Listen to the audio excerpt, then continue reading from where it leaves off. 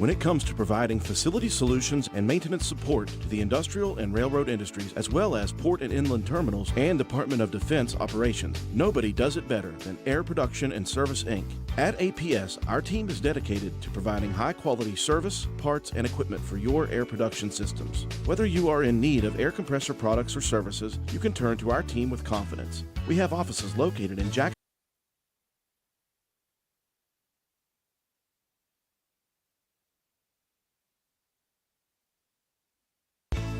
When it comes to providing facility solutions and maintenance support to the industrial and railroad industries, as well as port and inland terminals and Department of Defense operations, nobody does it better than Air Production and Service, Inc.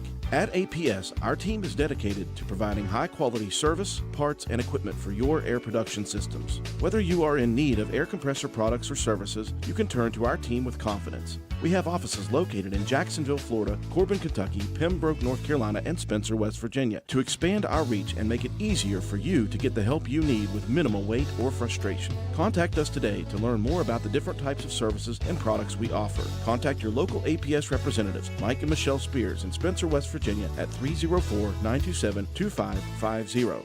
Proud supporter of all Roane County athletics.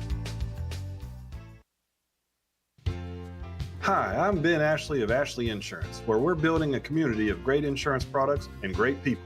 What does that mean? Well, as a client of ours, you'll enjoy perks like quick quotes and personalized policies. We shop for the best prices across multiple companies. And most importantly, if something bad happens, you call our team and speak directly with us. So join our insurance community today. Call 304-927-2175 or visit ashleyinsurers.com.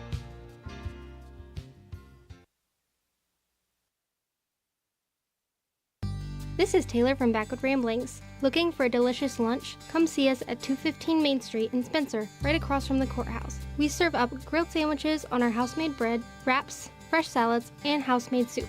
Plus, enjoy your weekly lunch specials. Don't miss our Wednesday fresh hand-rolled soft pretzels from 11 a.m. to 1 p.m. and our pizza slices on Fridays, served from 11 a.m. until sold out. Join us Monday through Wednesday from 7 a.m. to 3 p.m., Thursday and Friday from 7 a.m. to 8 p.m., and Saturday from 9 a.m. to 3 p.m. We can't wait to serve you. Backwood Ramblings, come for the food, stay for the fun.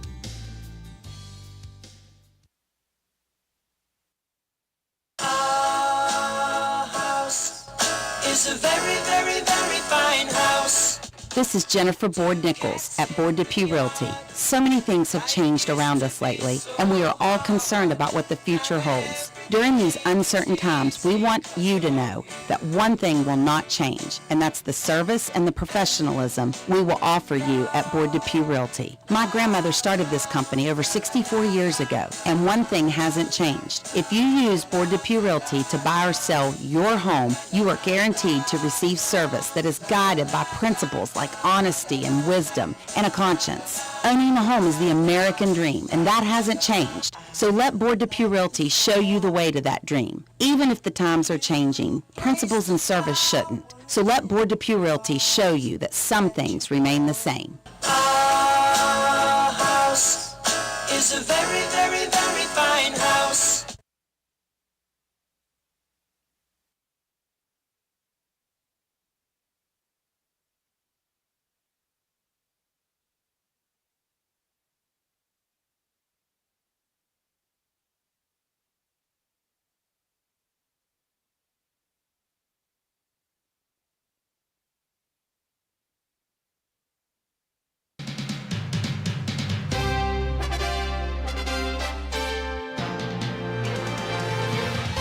Roane County Raider football is on the air. Stay tuned for all the exciting play-by-play action coming up next. Roane County High School football is brought to you by these supporting sponsors: Roane General Hospital, McIntosh Hardware, Furniture and Appliance, Jack Garrett Ford, Ashley Insurance, S2F Construction, Joel Baker Law, PLLC, Paramount Surveying, Route 33 Steakhouse, Miller's Suds and Sales, Roane Self Storage, Crazy Little Mamas, APS, Air Production and Services, Inc., Circle S Farms, Roane Jackson Technical Center, Old Fences Realty, Backwood Ramblings, Stats Pharmacy, Erica Moore for House of Delegates, Honest Fred's Flooring, D&D Motors, Hildreth Supply, Family Healthcare, Groves Auto, Ward Depew Realty, Penna's Barbershop, Norman L. Daniels State Farm Agent, Hardman Supply, Juliana Penfold for House of Delegates, ECI Environmental Compliance, Inc., Carpenter's General Store, Mini Hamilton Health Systems, Poca Valley Bank, Spencer McDonald's, Rich Top Rentals, Spencer Cash Saver, Brandon Dental, DW Excavating LLC, Spencer Pizza Hut, Kirby Insurance, Calhoun Banks, and the Player of the Game Award sponsored by Willard C. Starcher Auto Parts. And now we take you to the press box. Here's your Raider broadcast crew, Andrew Miller, John Penna, and Matt White.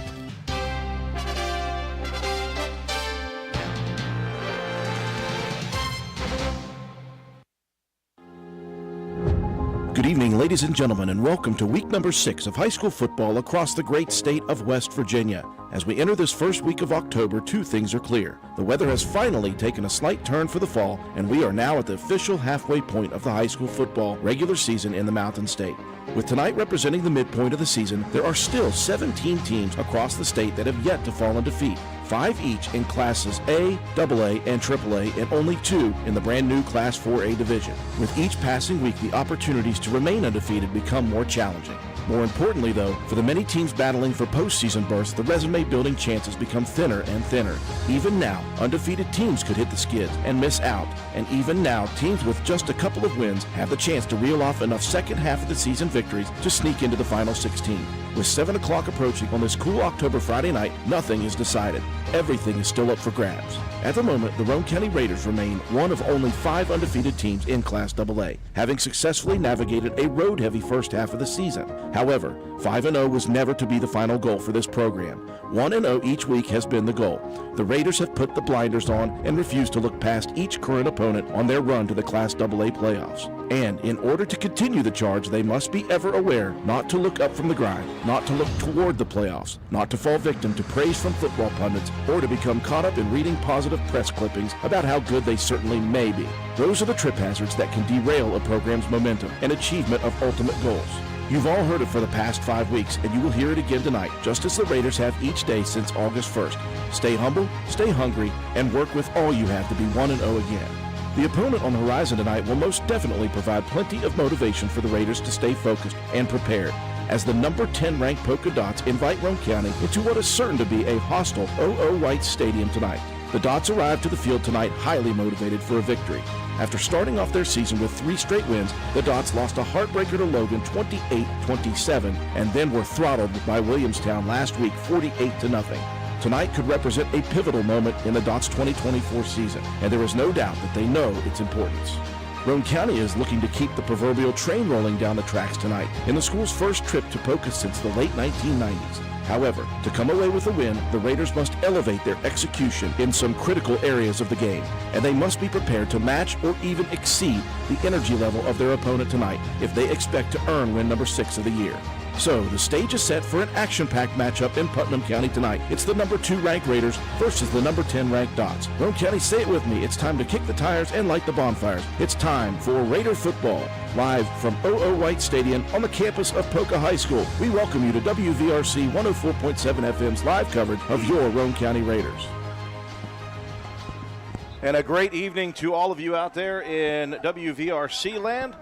We are live from Poca High School in Poca, West Virginia, alongside the rest of the WVRC crew. I'm Andrew Miller. George Allen is our studio technician back at WVRC Control. Joe McDonald with A&M Digital Technologies here to provide the graphics, the scoreboards, and the instant replays. Swolby also with us on standby. Matt White is our statistician. Katie White is our camera person. John Penna is my color analyst, and I am Andrew Miller, ready to work you guys here tonight on a 7 o'clock kick. This has been a crazy start to this one. Many things that normally happen did not happen in the pregame, and I'll talk about that a little bit. But, John, one thing is for sure, come game time, nothing matters other than Roane County getting on the field with this Poca team that is reeling a bit and ready to get a victory. This is going to be what I consider to be a very tough challenge. Poca in Class AA, and again, they are hosting Roane County on a grass field. This is very interesting, I will say. Yeah, it's the first time Roane County, I believe, has been to Poca since 1997 to play a varsity football game. So Poca has struggled over the last couple weeks, but I think it could be because of some injuries that Poca has right now. You look at their roster, Jackson McClanahan, he's a 5'11", 160-pound junior. He is a explosive player. He has not been in the game in a game for the past 2 weeks, I believe, right, Matt? 3 weeks. 3 weeks now. So, he's a key cog of this offense, but you can definitely tell that Poca is going to be ready here tonight, playing in front of their home crowd to try to knock off the number 2 team in the state. Well, obviously missing the services of McClanahan, who we saw last year at County Stadium, and we were very impressed with him as a sophomore. That takes a huge cog out of the wheel, but they've got a very solid quarterback in Kamari McBride. The junior can throw the ball down the field, and Preston Bonnet is going to be relied upon, I think, more here tonight than he has been in the past. For Roane County, 2 things need to happen. Number 1, defensively, they've got to find a way to move those bigs up front. This is a very large offensive line for the Dots. Roane County needs to be first off the ball defensively and get in the backfield and cause some problems for McBride. On the other side of things, I've got to think that Roane County's front 5 have to continue to do what they've been doing to give Roane County the opportunities that they'll need to break through this defense with the run game. Yeah, you're going to look and you're going to hear Matt White talk about the size that Poca has up front offensively and defensively here this evening. Roane County has to win the battle here in the trenches, and that's a week-to-week thing. But tonight, I think it's a little bit more important to get our running game going early to allow our pass that, stepped up last week to continue to grow through this season. On this back half of our season, Drew, this is when we need to get everything starting to click. Absolutely. Roane County, in fact, in the next 5 games, if they were played today, we'll be playing 4 ranked teams, all in the top 10. You've got Poca ranked number 10 in Class AA. North Marion in AAA is ranked 6th. Ripley is ranked 5th, both in AAA. And Mingo Central is in the top 16 as well. So things get much more difficult, although Roane County on the road here tonight, this is their second to last road game, only 1 more away from home, and that is up at North Marion. So at least for many of these games, Roane County will be back at home, and that will help the cause. But you got to take care of business on the road. If you're expecting to be where Roane County wants to be by the end of the season, you've got to be able to play in hostile environments, and they're going to see one here tonight. This is a proud Poca team, a proud school, and again, they've lost 2 in a row. And you go back to the one, not last week, but that 28-27 loss to Logan. I think the Dots feel like they let one get away there. Absolutely. So tonight they're going to be really focused in, but Roane County has to understand that they still have that huge target on their back. They're going to have to really focus on what's in front of them for the rest of this season. Yeah, for Roane County to focus on that, it's going to happen again on the ground. Obviously, Matt White, Roane County's ground game has been phenomenal this year. It needs to continue to be that. And what we saw last week is just a little scratching of the surface of Roane County being able to utilize the passing game. What that does is that allows the Raiders to send film to programs, and they're going to have to say, wait a minute, we thought this was a ground game only team. Well, we know the ability's there, and we got to see a little bit of that. Hopefully that passing game starts coming around. This will be a good test, though, because it's a very young secondary here for Poca. They do have a senior leader in Preston Bonnet back there, but the rest of the guys, juniors, a sophomore, whole linebacking core, very sophomore heavy. This is an experienced front line, so that's one of the things that throws the passing game off so much is pressure up front. Can the line hold in those passing situations against I'm just going to say a humongous front line? Yeah, they're huge. Yeah, these guys are quite large up front. The question is are they movable objects? That's what Roane County is looking to figure out. And again, what I like about Roane County's Jacob Greathouse is even when they tried to get that passing game going against, let's say, Lewis County, it wasn't working, but he was able to extend plays with his feet. He makes great decisions, scrambling out of the pocket at the right time, and he's shown the ability, John, to run the ball as well. Yeah, and I think that Coach Burdett, through this offseason, has put some plays in specifically to get Jake an opportunity to run the football. And like you said, against Lewis County, he showed what he was able to do. But in the passing thing, it's just, getting comfortable and being able to deliver the ball to some open receivers here. Well, let's hope that can all work out well for the Roane County Raiders. We had a crazy start. We were told to set up in the home press box. We got our stuff set up. We were then told that that's not where we were supposed to be. We moved to the visitor press box. We had no Wi-Fi service until our good buddy Joe McDonald showed up. And when that happened, I was on the field getting ready for the coach interview, got a call, and the principal said, go back to the home press box. I said, we don't have time for that. More than that, my coach's interview with head coach Paul Burdett, it was not the way it normally goes, John, in that I was there waiting for him. Of course, we have a 7 o'clock start. Yeah. Before he got to shake all of his kids' hands, the officials got into his ear, and he could not get away from them. So he did not get to shake all of his kids' hands. Yep. And then we had a very, very late coach's interview. So let's hope the game goes well. Coach is meticulous on Fridays. I know from experience, trust me, that he loves to stay in his routine. It comforts him and gets him prepared for the game just as much as the kids. Absolutely. Well, that's just that's all OCD from us and superstition. Let's hope that Roane County, the players themselves, don't buy into that and they come out ready to play. Speaking of the Coach's Corner interview, we will break away for our sponsors, and when we return, we will hear what Coach Paul Burdett had to say after these messages. You're watching and listening to Roane County High School Raider football on WVRC. This message comes to you courtesy of Brandon Dental Associates, conveniently located on Hospital Drive in Spencer, West Virginia. There's a general misconception that dental health and general health are unrelated. Good dental health is an essential part of your overall well-being. Studies prove that poor oral health can permit bacteria in the mouth to enter the bloodstream, affecting other vital organs. Visit your dentist at least twice a year for professional preventive dental care and make dental health a part of your healthy lifestyle practices. Call Brandon Dental in Spencer, West Virginia at 304-927-2775 for your family's dental care needs. That's Brandon Dental at 304-927-2775.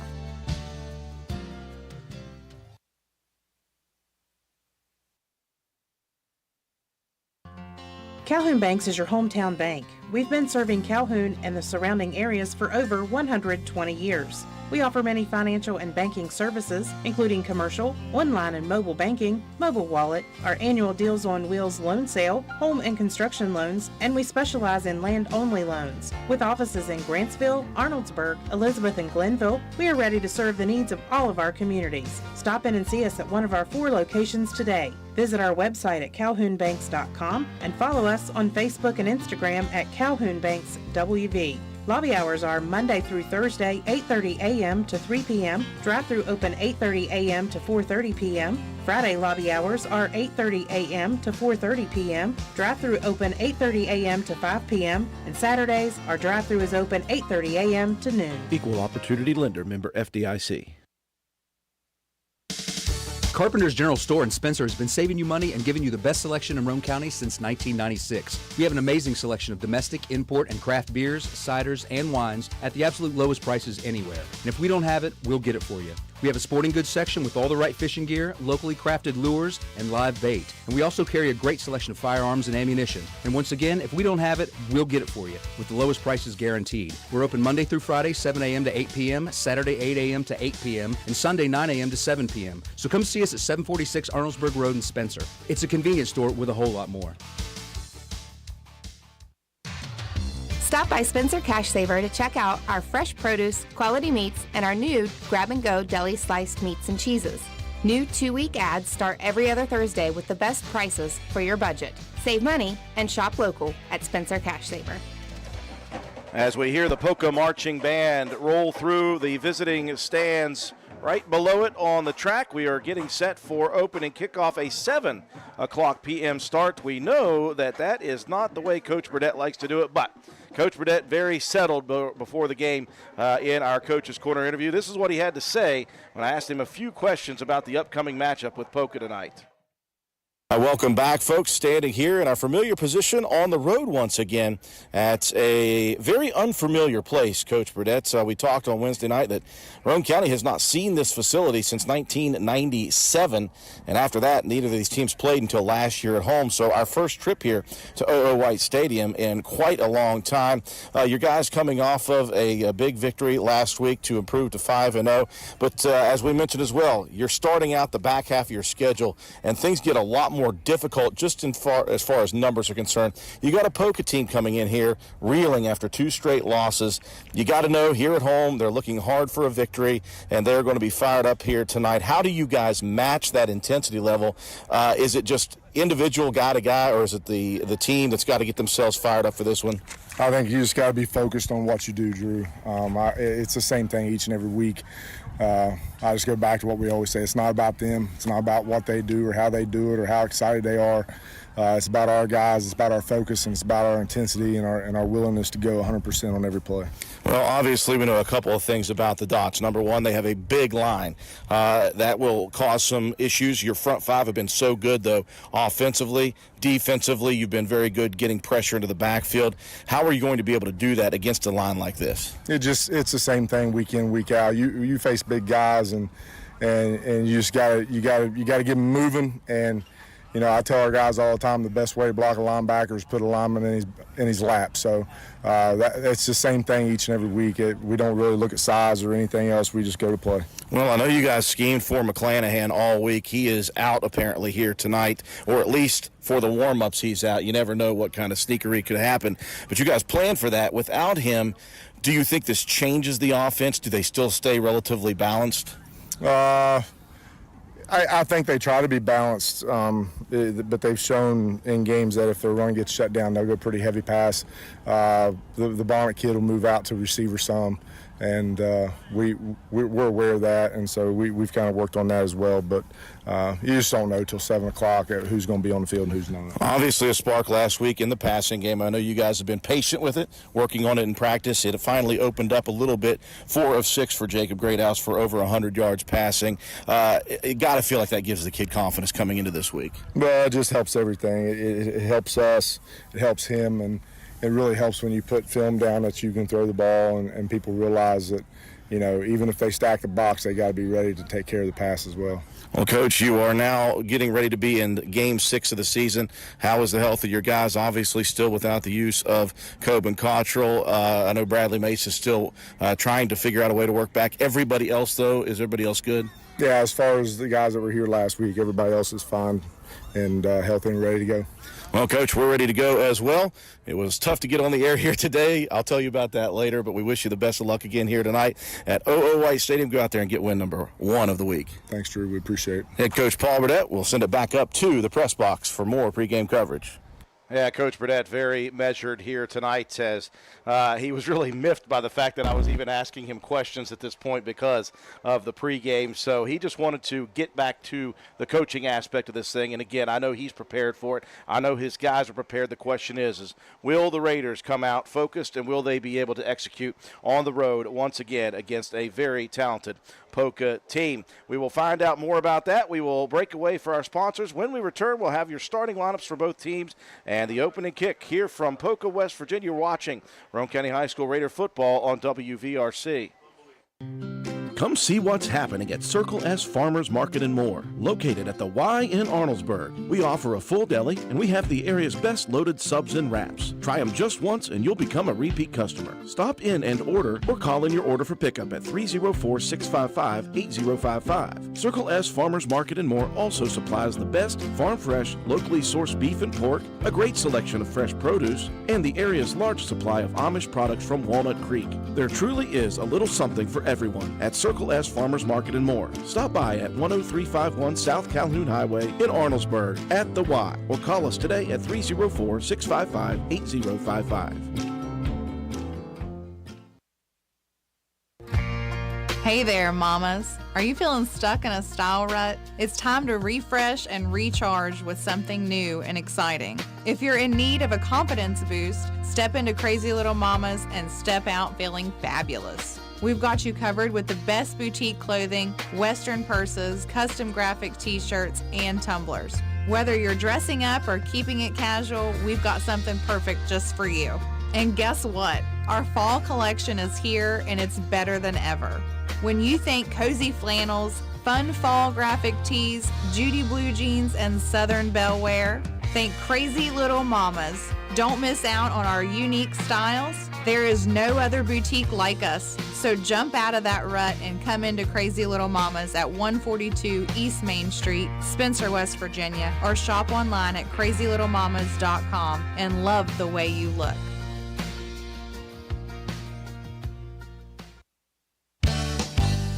Stop by D&D Motors for great deals on used cars. We have an incredibly diverse and continuously growing inventory to choose from, with many makes and models at price points that anyone can afford. D&D Service Department also offers oil changes, tire rotations, and other maintenance on your new purchase. Call D&D for your next service appointment. D&D Motors, located at 276 East Main Street in Spencer. Stop in and see Dan or Donna for your super deal today. Open Monday through Friday, 9 a.m. to 6 p.m., Saturday, 8 a.m. to noon, and closed on Sunday. D&D Motors, call 304-519-2157.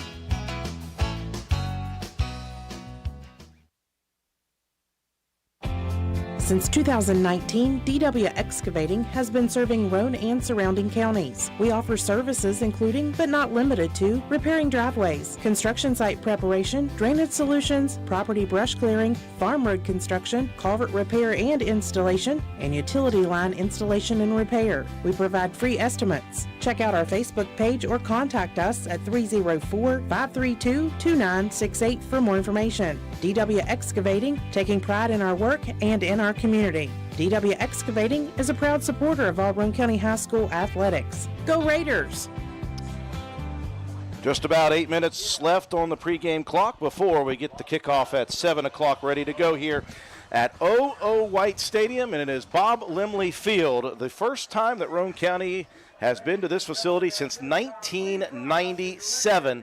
Each team played the first 5 years of Roane County's existence, and then they broke away until last year. It is time now for us to check in on our starting lineups. First off, on the offensive side for the Polka Dots. We talked about that really big offensive line. 6'6", 285, Roane Bragg. 5'10", 225, Jake Paul. He's a senior. 6 foot 268, Brody Godby is a sophomore center. 6'4", 200-pound junior Daniel Burns, and a 6'5", 283-pound senior Nick Dillard.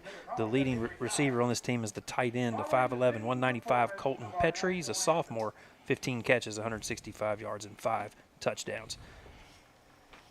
2 wideouts, 5'9", 145 Landon Aldridge, and the other one 6 foot, 160-pound Peyton Cook.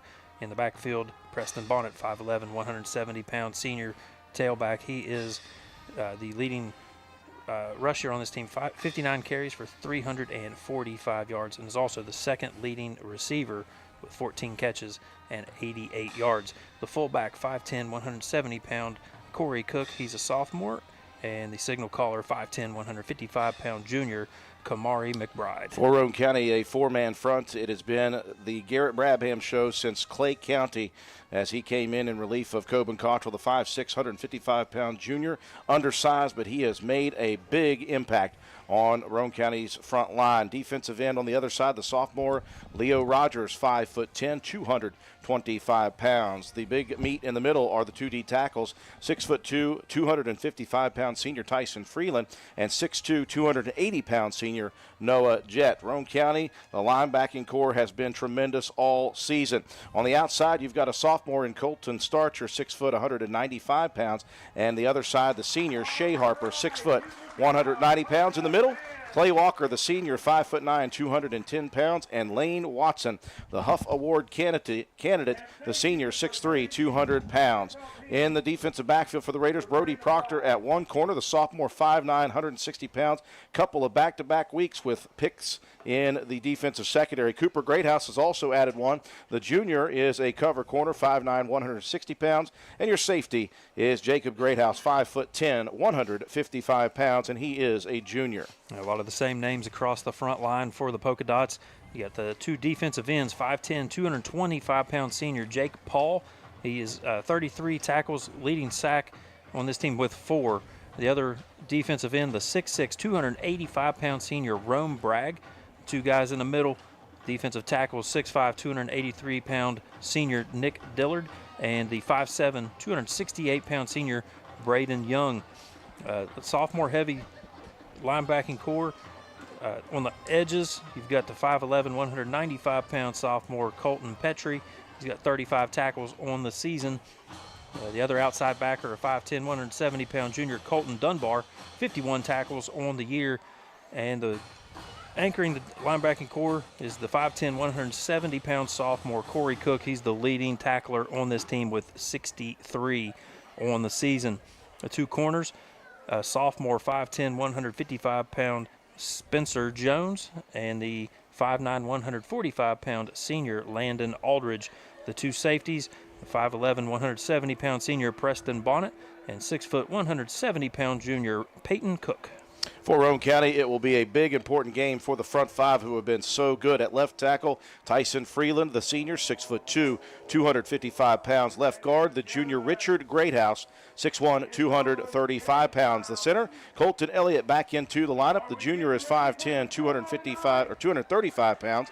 Right guard, Hogan Greathouse, the junior, 6 foot, 265 pounds. The right tackle is Noah Jett. The 6'2", 280-pound senior Colton Starcher is your tight end. The 6 foot, 195-pound sophomore had a couple of magical catches last week. In the backfield, the three-headed monster of Clay Walker, the fullback, 5'9", 210-pound senior. Shea Harper, the tailback, 6 foot, 190 and a senior. And Lane Watson, the 6'3", 200-pound senior, who is just about 50 yards shy of 1,000 for the season.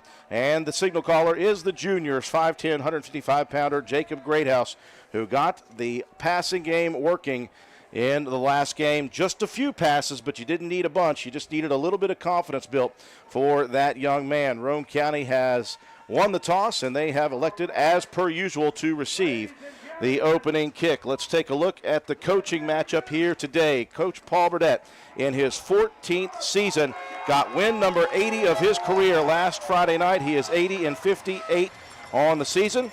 The opposing head coach, 10th season at the helm for head coach Seth Ramsey. He is overall 43-52, but this is very interesting. He was just 2-28 in his first 3 seasons, including 2 winless seasons. The next 4 years, he went 33-7 and sent his program to the semifinals of the Class AA playoffs. In the last 3 seasons, though, just 8-17 for Coach Ramsey. Poca obviously won the first 5 meetings back in the 90s, and since then, Roane County last year took the only victory in the 2000s. And they're looking to try to do it on the road once again. Raiders in the visiting white jerseys, maroon pants, maroon letters, numbers, maroon helmets with the white stripe down the middle and the Raider R on both sides. For the Dots, the charcoal uniforms here today, the charcoal jerseys at least, with white pants, white letters, white numbers trimmed out in red, and they've got some silver helmets. And that's very familiar Dot logo, one of the more iconic logos, not just in West Virginia, in the nation. Yeah, all over. You'll see different things pop up on the internet talking about different mascots, and polka dots always seem to be in that list.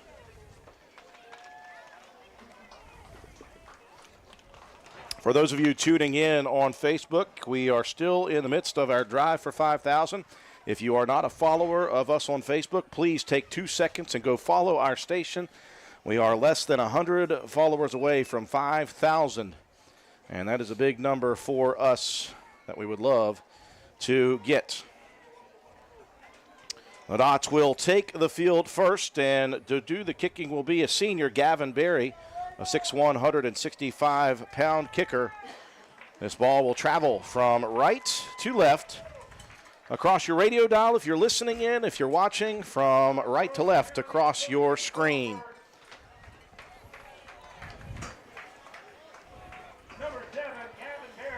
We're going to set the ball up here on this near side hash mark.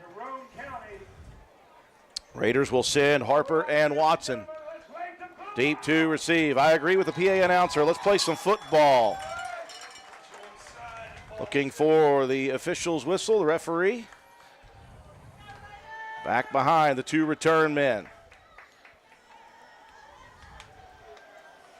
Berry approaches slowly. Again, and immediately we are halted. Looks like it's going to be an offsides penalty against Poca to start the game off with. Dots antsy to get things going with the kick unit. Somebody moved across the 40 early, so they'll move back 5 yards. Berry will reset the tee. And we will try to start this ball game once again. kind of difficult to curb the emotions there when your kicker's taking that slower approach. Your gunners are trying to get down the field quickly. So Barry will retake his steps. There is the second white hat whistle.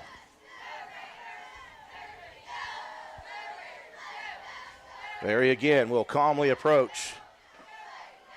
Leg into it. This one line drive angled towards Watson at the 10. Lane up the hash, waiting, now exploding. Watson free. Watson to the secondary, breaks a tackle at midfield. Down the sideline goes Lane Watson, breaks a tackle at the 25 and called out of bounds right before he hit the 25-yard line. Watson thought he was headed to the house, got just a little bit of an ankle pick there by the last man that could keep him from scoring. Yeah, just barely the official right there to make the call. But very good field position. Slow start on the kick return, but made them pay. Well, Watson has been patient running throughout the year, and he was just waiting for his wedge to form. Once it did, he was ready to go to work. First down and 10 for the Raiders. Ball resting at the 26-yard line of the Polka Dots. I formation. The give is Watson off tackle. Breaks one of them. Fighting forward towards the 20-yard line. He's got some strength about him, and he'll pick up about 5.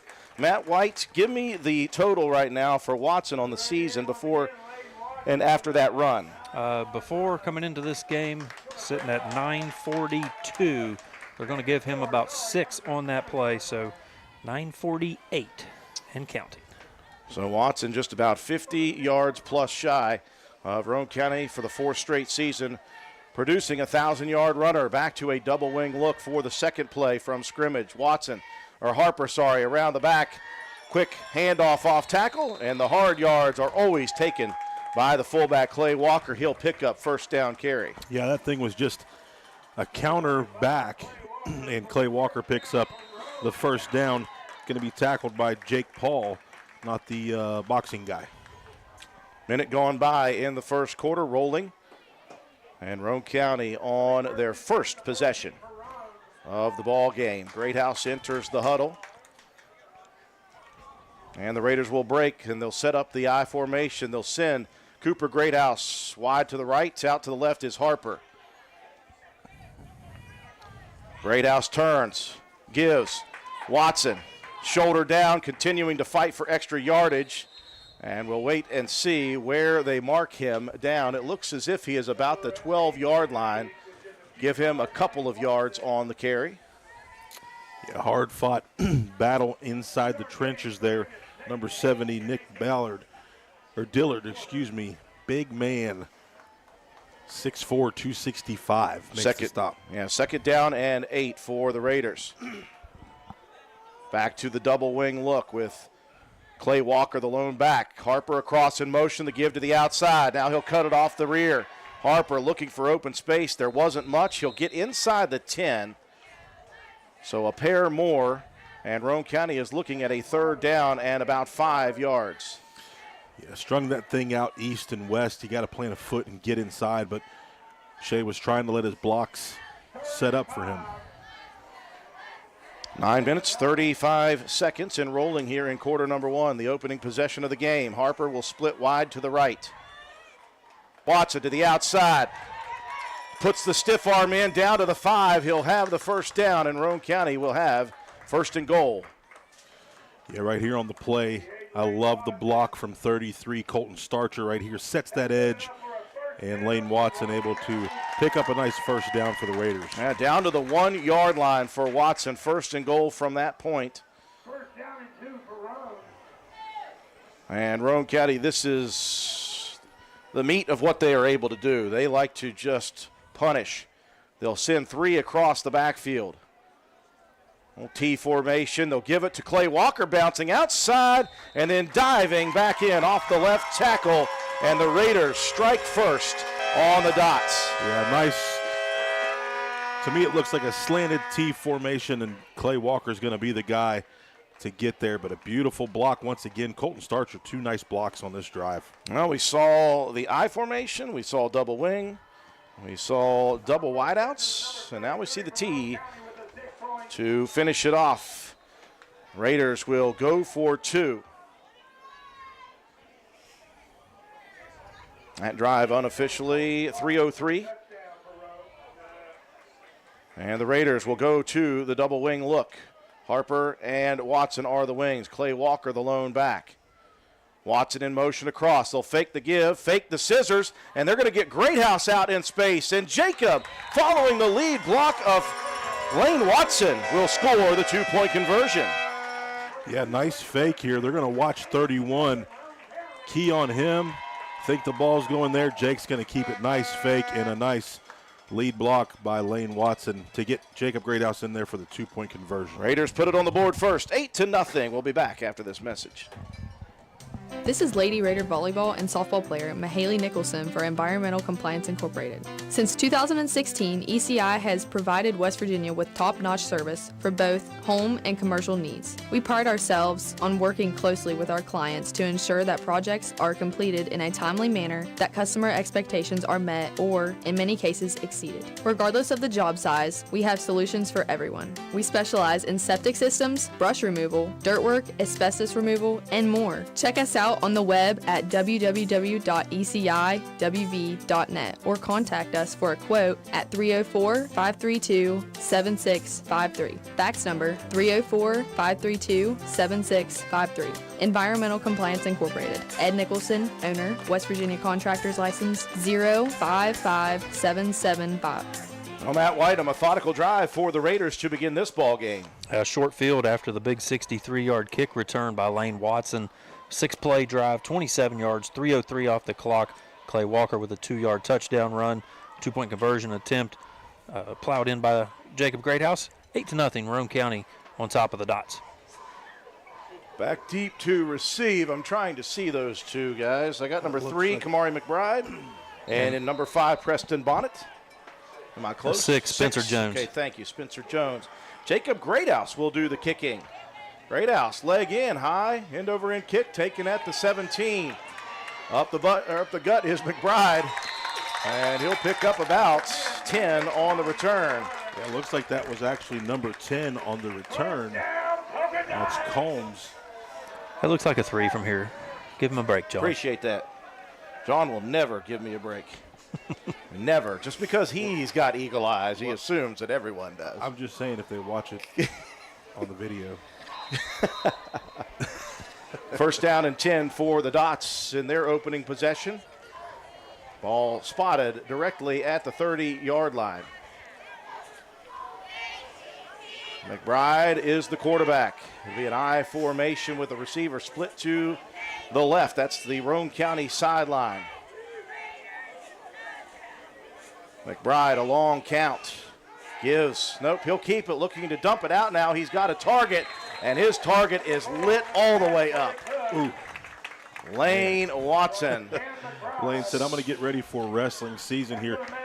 Does a good job of following that, reading that screen, and a nice double leg blast to take him down. The receiver that took the punishment was the sophomore Corey Cook. He'll check out of the ball game. Gain of 2 on the carry. The ball resting just shy of the 32. Twin receiver split out to the right. One to the left. McBride turns and gives. Bonnet's locked up after a gain of maybe a yard. Yeah, Watson once again in there. Tyson Freeland in the interior defense. Javon LaTurner, the freshman, is going to check in and give Leo Rogers a breather here on the defense. So Raiders going small on the defensive ends. Letourneau on one side. Now Colton Starcher will set up on the opposite side. A 3rd down and 7. Shotgun formation. McBride, 5-step drop. No pressure over the middle. He'll dump it. Got his target. Flag comes in the backfield late. That was a tremendous pass by McBride, stepping up in the pocket to find his tight end, Colton Petrie. See if there's a hold or what happened. Can't tell. They are waving off the flag. Okay. So the Dots will be successful on the 3rd down and 7 play. 1st and 10 from Poca's 40. Just got Roane County to spread out there and came back across the middle just above the top of the linebacker's hands. Receiver split to both sides of the formation. You've got a double tight end. Under center again, McBride, the handoff, Bonnet. Off tackle, Bonnet hard running. He'll pick up 4 before being shoved backwards. Lane Watson, first one there. Again, great job tonight of recognizing what Poca is trying to do. Film study has been great this week for the Raiders. Rogers heads back into the ball game. Laterno will check out. 6:55 and rolling. Opening possession for the Dots. Roane County leading 8-0. It's 2nd and 6. Ball resting shy of the 45 of Poca. Receiver split to the far side, one to the near side, a wing to the far side as well. McBride calls for the shotgun, gives it off. Bonnet locked up in the backfield. Garrett Brabham. He and Leo Rogers converged from both in positions. Yeah, both guys meet at the quarterback. It looks like they're both on the far side of the field. Both get there and wrap up to make a nice tackle. Yardage gained on first down, lost on second, 3rd down, and 10. The yard to reach is past midfield at the 49 of Roane County. Spread formation. Shotgun for McBride. Receivers everywhere. Sidecar to the right is Bonnet. The snap back. 3-step drop. Looking over the middle. Now to the outside. He'll flare it. And that one in and out of the hands of the intended target.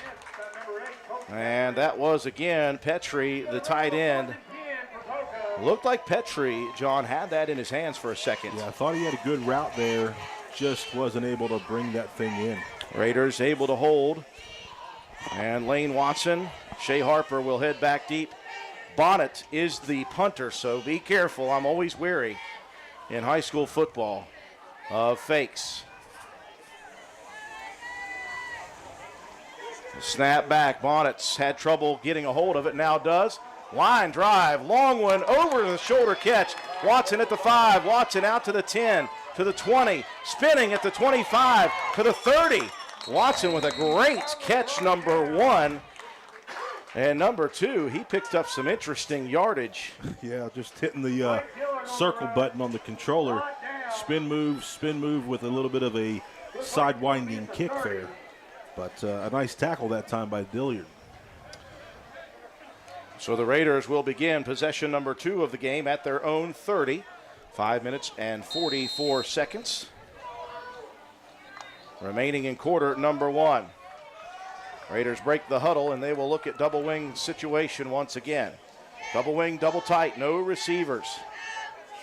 Jacob Greathouse under center. He'll motion Harper around the back. Quick hitter. Off tackle, Clay Walker carrying defenders with him. A quick penalty from the near side. Yeah, flag on the interior defense, never, or interior line, never a good sign. I think it may be a hold call. Walker had good yardage, give him about 8 on the carry, and a face mask is called. We'll take that. So what we thought may be a Roane County penalty turns out good for the Roane County Raiders. Incidental face mask, 5 yards. That will be good enough for a Raider first down. Ball spotted at the 42 of Roane County. Raiders leading 8-0. And they will stay bunched together. Double wing, double tight. Walker in the backfield, under center Greathouse. The motion man behind is Watson, rolling. Greathouse dumps it deep down the field, has his man wide open, and Harper could not pull it in. Wow, that's a touchdown for sure. Shea, you can see frustrated as he runs back to the huddle because that was in his hands. It truly was. Maybe just a little bit of air under that thing can let Shea get under it a little bit more softer. But the pass play was there, just did not connect once again. Oh, the Raiders, again, trying to get that passing game to work very effectively. That was ever so close. Roane County will split Watson out to the left now. I formation. 2nd down and 10 from the 42. Pitch play is stopped in its tracks. And it looks as if the initial call is going to be an offside penalty. It's going to be lined up in the neutral zone against Poca. Matt's getting his workout once again tonight with the officials. Yeah, that's 3 so far on Poca. Those 5-yard penalties, they add up quickly by the end of a game. Yep. 5:15 on a stopped first quarter clock at the moment. Roane County now with a 2nd down and 5 situation at their own 47. Watson behind the motion. Handoff, off tackle. There goes Clay Walker into the secondary. Walker past midfield, down to the 40, down to the 30, before being run down by a defender. Clay Walker, explosive run. Yeah, watch this. It's going to be a jab step, come back across to a nice trap play. Downfield blocking by Shea Harper, and a nice nifty run inside for Clay Walker. 25 on the game. Raiders moving the chains. Once again, 5 minutes and counting. I'm aware that the clock right now is so translucent it's hard to see, so I will try to keep that up until our buddy Swolby can get that taken care of. 1st and 10 inside the 30 of the Dots. Motion behind the play. They'll fake the give to Harper. Here's a deep throw down the field. Watson open in stride from Jacob Greathouse. That play set up by all those inside traps and counters. And you can see the defense stuck in cement as Jacob Greathouse unloads one to Lane Watson as he gets by the defender. Boy, and that could not have been thrown any better. Directly in stride. And 2 passes have been thrown by Jacob Greathouse. Both have been really, really good. That is great news for the Raiders as they'll punch one in with 4:39 remaining in the first quarter. Roane County leading 14-0. And they will go for 2. May have pulled a hammy there. I formation for Roane County. Colton Starcher will cross in motion. Greathouse moving that way. A little bit of a dump pass. The delay works on the front side. And Roane County efficient and effective in the first 2 series. 16-0 for Roane County. My name is Erica Moore. As your delegate, I work every day to represent you, to keep our kids' libraries and locker rooms a safe place, to speak up for life and for our constitutional rights, to be a voice for secure, fair, and honest elections, to ensure the next generation of West Virginians can count on a good job to support their families. I'm Delegate Erica Moore, and I'm asking for your vote. Paid for by Erica Moore for delegate. Well, Matt White, Roane County does it again, this time through the air, and I could not be more excited about that situation. Yeah, great pass there from Jacob Greathouse to Lane Watson. Capped off the 4-play, 70-yard drive, 1:05 off the clock with the 28-yard touchdown pitch and catch. 2-point conversion attempt was good. 16-0, Roane County over the Dots. Got to say hi to all our faithful watching in. We were watching you guys as well from Route 33 Steakhouse, official exclusive sponsor of our scoreboard. Thanks to Jorge and his crew. See Will down there having a good time as well. Thanks to all of you for tuning in. How are those fried pickles, Tony? Oh, man, fried pickles. Ugh. How about those, what do they call them, the raw fries? The raw fries, the potato chips? Man, I'm hungry. Deep to receive once again. Going to be Spencer Jones and Christopher Combs. Well, we knew that Jacob Greathouse could punt. Who knew that he could kick? So he is now kicking off for Roane County in this ball game. Got to give a lot of credit to Fisher Boyd, who stepped in for a couple games in relief. Greathouse, leg in, low line driver. Combs again will take this one from his own 15. Straight up the middle goes Combs. Someone gets a hold of Combs. He's still rotating. He'll get all the way out to the 39-yard line. And that's the way you return kicks, John Penn, a 24 yards straight up the gut. Yeah, get the ball, get straight up field. Brody Proctor there hanging on, and Gabe Deaver comes in and helps to make the stop. Got to bring him down a little sooner than that. Possession number 2 for the Dots will begin in good field position at their own 39. McBride will break the huddle. They'll send twin receivers to the right, one to the left. Sidecar to the left of the shotgun. McBride wiping off his hands, 5-step drop. He'll dump it deep down the field. Cooper Greathouse is there. It's tipped up And almost caught by number 13, Peyton Cook. John, he may have gotten away with a little shove.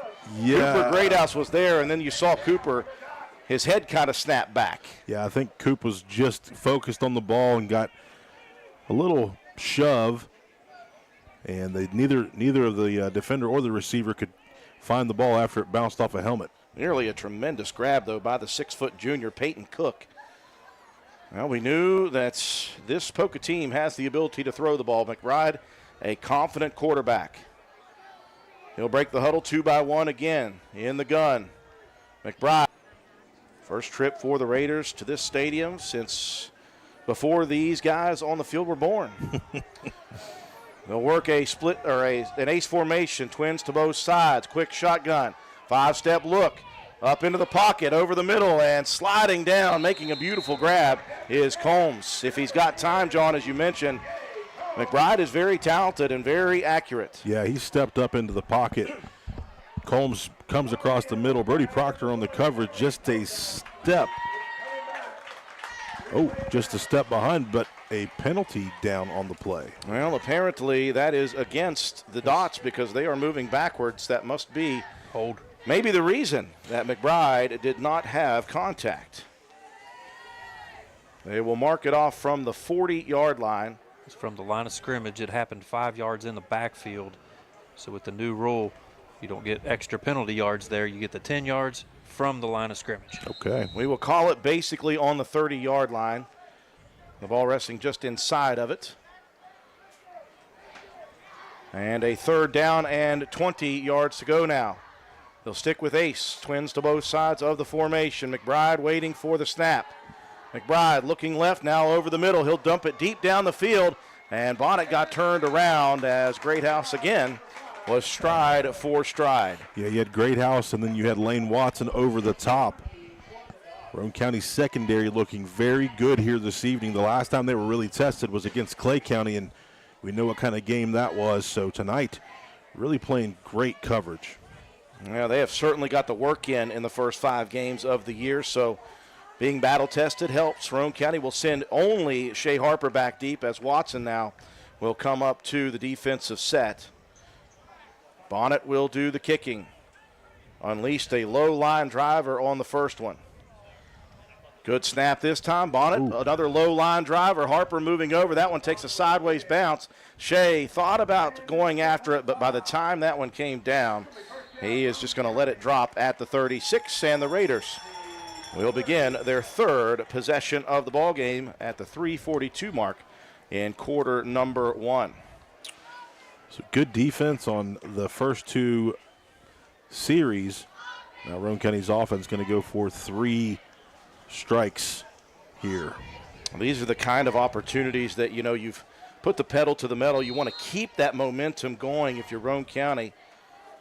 Try to kind of do a blitzkrieg situation where you get effective drives on the first 4 or 5, score some touchdowns, get a big lead. Yeah, you look at it. We rushed the ball very well and thrown the ball well. So right now, Poca has to be on their toes. Double wing set, motion behind. Here comes the scissors. Misdirection, Harper wide open. Here goes Shea, a leg race, and he is going to be tripped up at the 40 of the Dots. And that was an absolute touchdown-saving tackle by Corey Cook. Otherwise, Harper is headed. Yeah, we set this thing up. It's that scissors play that we like to run. Cook just able to get a hold of Shea's leg and bring him down, but a huge pickup for the senior running back. 1st down and 10, though, for Roane County inside the territory of the Dots. 3 minutes and 25 seconds rolling. Raiders better hurry. They've got 3 on the play clock. They may not get this off. They will, but I think they were moving. Here comes Greathouse rolling near side. He'll dump it down the field. That was over top of his intended target.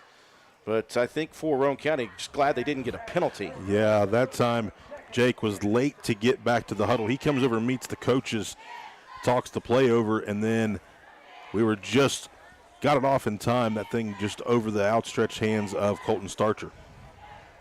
Clock will stop now at 3 minutes, 8 seconds. We are in the first quarter. Roane County 2 for their first 2. They lead 16-0 And they have it second and 10 at the 40 of Poca. Double wing, double tights. Motion across. Here's Harper. Here's the switch to Lane Watson with the scissors play, and Watson doing what he does and dragging defenders down the field with him.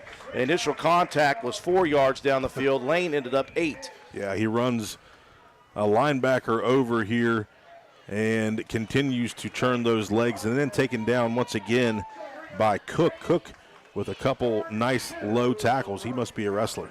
Keep me posted, Matt White, on the 1,000.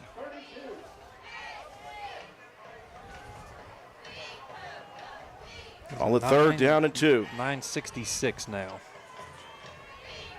So 34 shy. 3 across the backfield. This time it's going to be Clay Walker backing down the field near the first down yard. I believe he may have that one, John. Yeah, very close to it. I like that Clay takes on tacklers and pushes himself back. Needed 2, got 3 on that one, did the skid steer. So that will move the chains for the Raiders inside the 30 at the 29-yard line. And the clock moving close to the 2-minute mark. Watson split wide to the left, I formation. Colton Starcher across in motion. Here comes the pitch to Harper. Wide side, looking for lead blocking. Got to get the edge, young man. Fighting for the edge. Now taking a player with him out of bounds. They'll say forward progress is stopped just at about the 25. Yeah, picked up what he could on the play. Spencer Jones holds on for dear life as Shea ends up going out of bounds. Second down for the Raiders. I'll give him 9 on that 9 play. on the carry. I was way off Sansmanite. Harper with some big yardage here in the first quarter. 1 yard to go. The ball spotted just outside of the 20. Hard to see from our vantage point. Lane Watson in motion. Quick hitter. Off tackle. I'm telling you, Clay Walker is running a man possessed at the moment, John. He is explosive from the backfield. You know, I'm attention to detail kind of guy. He's got some new cleats on the night. Those things are white, and watch those feet. They're very quick in those white cleats. You're saying a little Billy White Shoes Johnson from the skid steer. I see it. Raiders moving inside the 10. They've got it first down and goal. That's a pickup of 19. They've got the ball spotted at the 2-yard line. Raiders wanting 3 in a row. They'll give it to Walker again. Into the pile. We have no idea what's happening, and there comes the touchdown. We were waiting for any signal because I could see Jack. Yep. You see Clay, I think he bobbled the ball just a tad bit here on the handoff, but maybe it bounced out. He just kept pushing, but guess what? The O-line continued to move the pile as well. Touchdown Raiders. Raiders being very, very dominant at the moment. 3 of 3, and these have been really nicely called and executed offensive sets. The Raiders, the coaching staff has mixed some things up here, not only utilizing pass in between, but utilizing different players at different positions. Going for 2. Harper in motion behind. Here comes the rollout on the delay. Looking downfield, trying to sneak it into a window to Lane Watson, and he could not do it. Roane County, though, 3 of their first 3, and they lead it 22-0. This is Ashton Rhodes, Chronic Care Manager at Roane County Family Healthcare. Are you struggling to control your blood pressure, lower your A1C, or manage other chronic health conditions? Do you ever feel overwhelmed or unsure after an office visit and need some extra help? If that's you, we can help. Roane County Family Healthcare is now providing chronic care management services for qualifying patients. By enrolling in our services, you will receive one-on-one consultations, an individualized comprehensive care plan, education, monthly check-ins, and more. All of this will allow you access to your care team easily for questions, concerns, or follow-up. So are you ready to team up and find a healthier version of you? Give me a call at 304-927-8139. My office hours are Monday through Friday, 8 a.m. to 4:30 p.m. Let me help you manage your chronic conditions. Roane County Family Healthcare, healthcare for the entire family. Well, Matt White, Roane County continuing to play well on offense. And they put another good drive together, mixing some stuff up. Yeah, solid third drive for the Raiders. 7 plays, 64 yards, 3:05 off the clock. Clay Walker, 2-yard touchdown run. A couple of big plays on that drive for Walker. Gains of 25 and 19. He's sitting at 65 yards and 2 scores now in the ball game. 2-point conversion attempt, no good. 22-0. Roane County now over the Dots. About to call Tony and Stephanie super fans. Yeah, they are. Absolutely. Great House ready to deliver the kickoff. Combs and Jones once again back deep. This one will be Combs for the 3rd straight time. Bobbles it, picks it up at the 20. Moves right and left now upfield, and Roane County is able to corral. Ooh, that was a nice tackle that time by 88 Lane Watson. Combs took that up the middle, but when it rains, it pours. 3rd possession will begin for the Poca Dots at, I believe, their own 30-yard line. Just 32 seconds showing on the clock. So Roane County and Poca will switch sides in about 30 seconds. Dots will start moving from left to right in the 2nd quarter. They'll break the huddle to send twin receivers out to the right. Under center goes the quarterback, McBride. Motion across to the near side. McBride going to turn and give. And there was no room to run for Bonnet.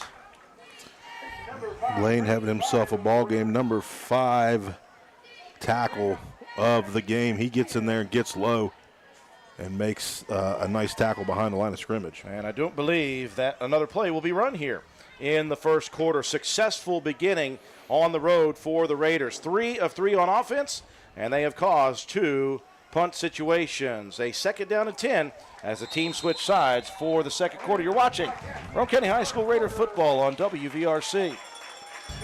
Rhodes Auto Service in beautiful downtown Arnoldesburg, West Virginia, is a full-service auto center providing you with AC, front-end, and 4-wheel alignment, tires, exhaust systems, to basic oil changes and state inspections, and full electrical diagnostic service. Our highly trained technicians with over 40 years of experience between them, Groves Auto Service in Arnoldesburg, West Virginia. 304-655-6765. And be sure to check out our Facebook page.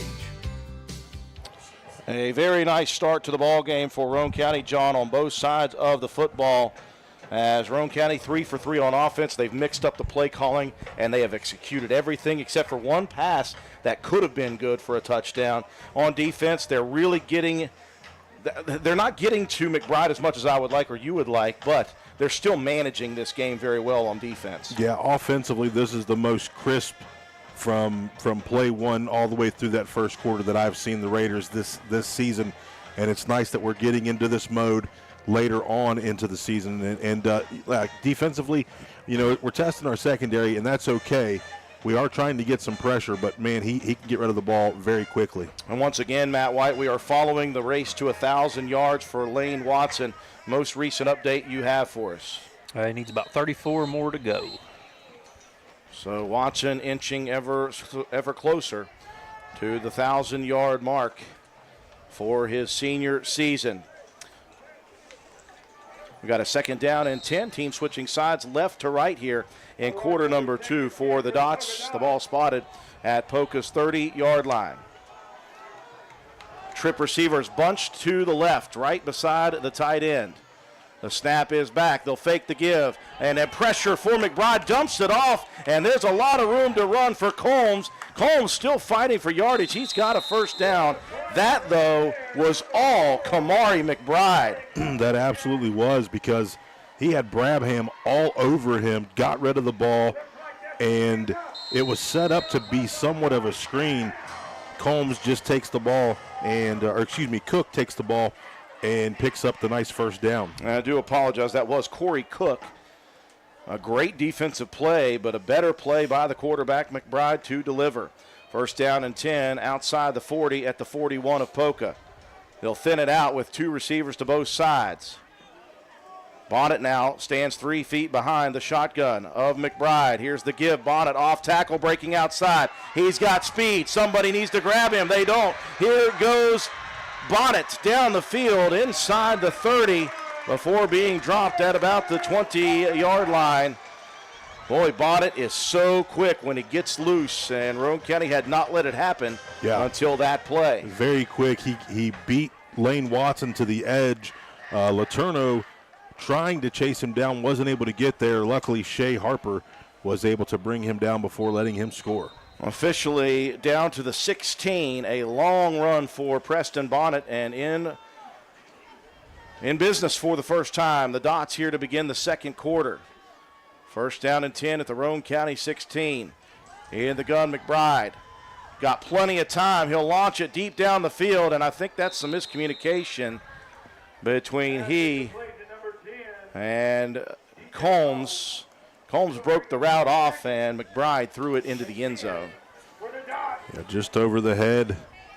All kinds of time, though, for the quarterback to set his feet. Well, John, we mentioned this is a huge offensive line. They are tough to get through. Of course, Garrett Brabham did it just a minute ago, and McBride made a highlight play. Second down and 10. Tight set for the ace. Under center, McBride fakes, rolls, near side, pumps, pressure again. Brabham will not let go this time. McBride almost threw it away, thought better of the decision, and a very good sack for Garrett Brabham. Yeah, the motor on Brabham, you'll see it. He's so quick to get through, no block. They were looking for the tight end screen.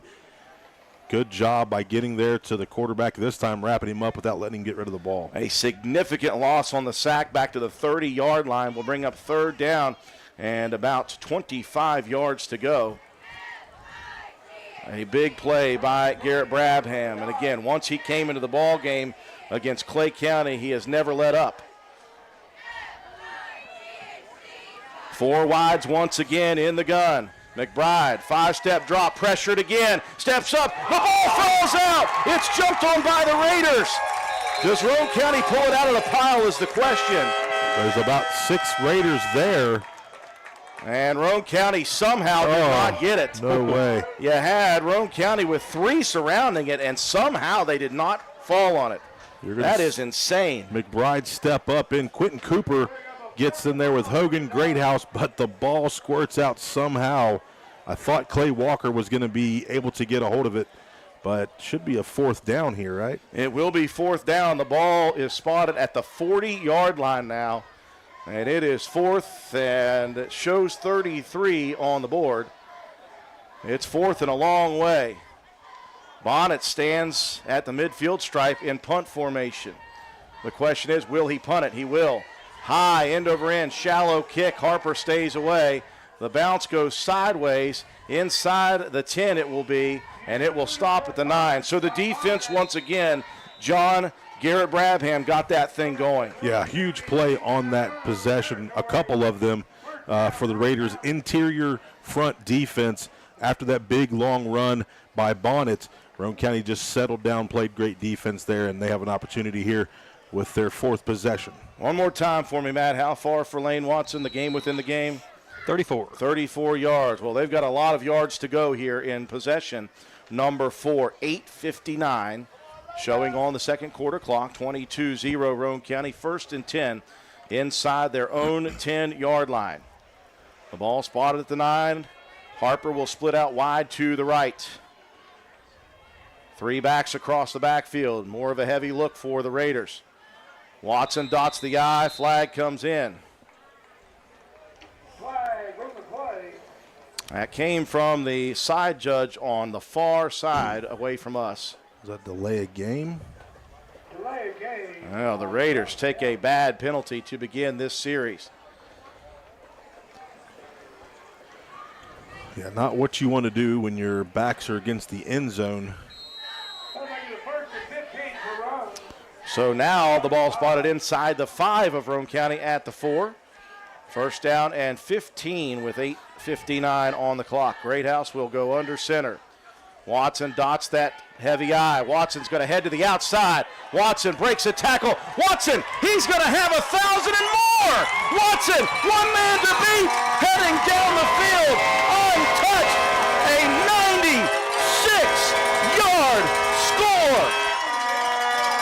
beautiful run that time by the senior running back as he's going to show the wheels here as he gets past the last defender on his way to the end zone and breaking 1,000 yards for the senior. 1,000 with a bullet. A beautiful carry. 96 for Lane Watson. And the Raiders, who have been methodical tonight, show their big strike abilities. That's going to be a short thing to write down for Matt on his drive summary. Well, I mean short in plays. I'll just let you call that again. That was a wonderfully called touchdown run, Drew.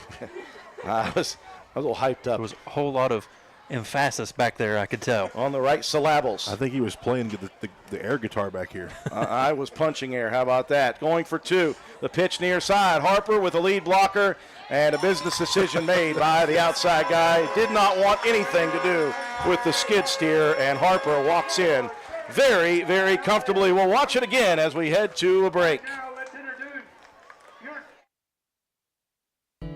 Hi, I'm Amanda Dunn with Hardin Insurance Agency, here to let you know that you can become part of the West Virginia Farm Bureau today. We believe that if you truly want to take care of something valuable, say your car or your home, you don't just turn it over to strangers. Maybe that's why more and more folks are insuring their cars, farms, and homes with the FB Insurance Company. Make the switch today. We're committed to providing honest, trustworthy service to help you experience the calm after the storm. The FB Insurance Company. Coverage when it counts. Call Hardin Insurance Agency today for a free quote at 304-927-2500. Well, I could watch that replay all night long, Matt White. Lane Watson to the house from 96 yards away. Yeah, the 96-yard dash took him 15 seconds, puts him over 100 for the game, 1,000 for the season. Big play, big strike there from Lane Watson. Great blocking by the Roane County offense. Roane County now taking the lead 30-0 here, 8:44 to go in the second. And now we've got some more fans from behind there. See Tony and Stephanie waving to us. Appreciate all of you who couldn't make the trip over for watching this Roane County performance, which is right now looking phenomenal. There's Will. And there's Will. Will and Jorge back there. Jacob Greathouse set to do the kicking. Raiders with 8:44 remaining in the first half of play, leading 30-0. As far as effectiveness and as far as execution, this may be the best first half of play this year so far. Still 8 minutes and some change. Once again, back deep, Combs and Jones. Combs has taken all of the kickoffs so far. Greathouse legs into it again. This time it will be Jones. This one pops over Jones's head. He'll dive on it at about the 10-yard line. Wow, that was a nice kick by Jacob Greathouse. The ball bounces right in front. Not able to get his footing. That's a big hole to be put in. Nice play by the Raider kickoff team. Took the old high hop as if he were a shortstop. We'll see where the ball is officially spotted. From our vantage point, folks, it is very difficult for us to see. 14. It looks like it is just past the 10, but it shows the 14 on the scoreboard. We'll take their word for it. Left to right on possession number 4 of the night for the Dots.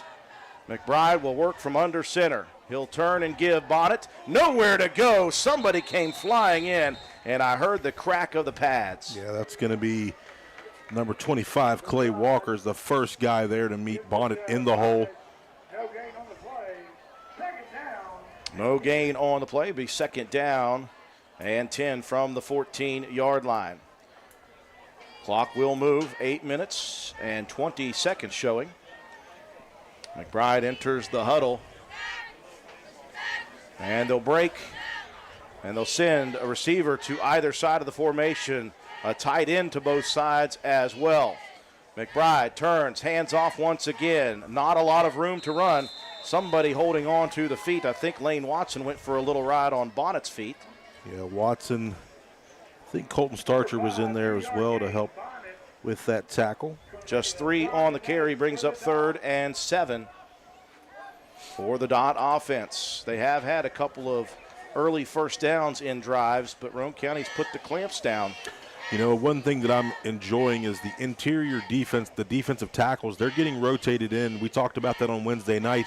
Right now you have Freeland and Jett in there at the D tackles. Definite passing situation in the gun. McBride, sidecar to the left, 3 steps over the middle. He'll dump it.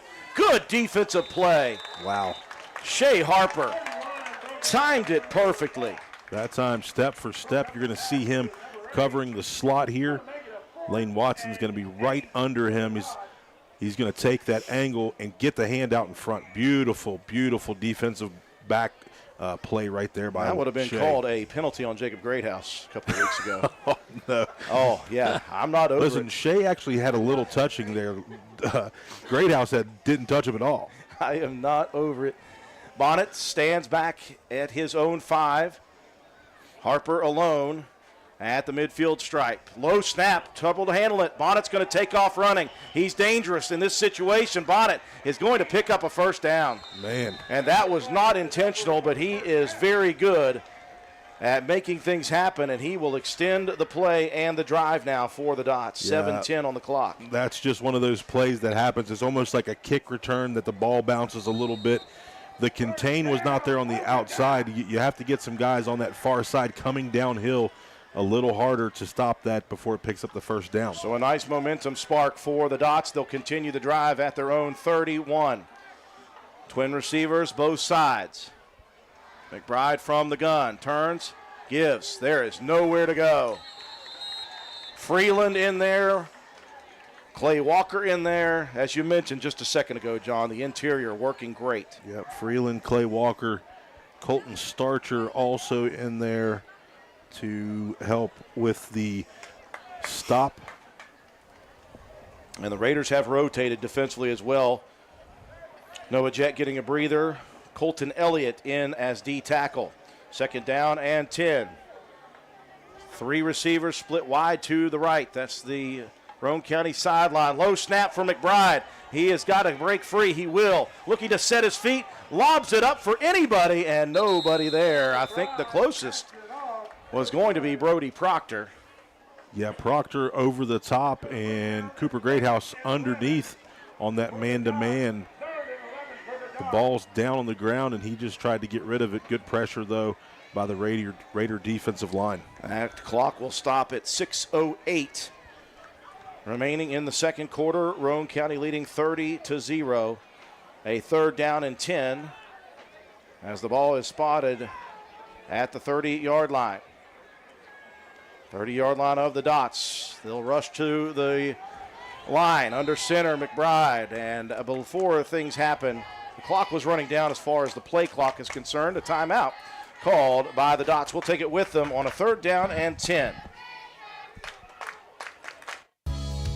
Hi folks, here at Hardman's, we are a full-service building material and hardware store. We have it all, from nuts and bolts to plumbing, electrical, best look paint, lumber, drywall, furniture, appliances, flooring, and kitchen and bath. Our best look paint is a sure win to brighten up your interior walls or spruce up your exterior. We don't just sell the products, but we deliver and install many of them as well. All of our installers are trained and certified. On top of all that, we know a little something about customer service. We'll greet you with a smile and have the knowledge to help you get the job done right. Stop in and let's tackle your next project together. Hardman's, our family serving yours since 1907.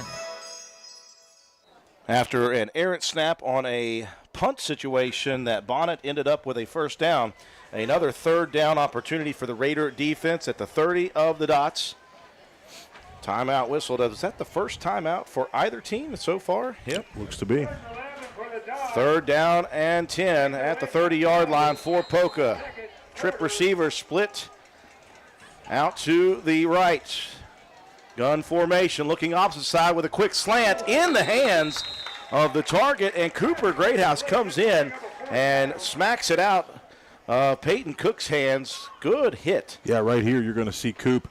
He's going to backpedal, make a break on the ball as it gets there, and delivers a nice shot to separate the football. Just dislodged it from the hands of Cook, and it'll be 4th down and another punting situation. Back deep will be both Harper and Watson now. And again, Bonnet showed his abilities when things go awry.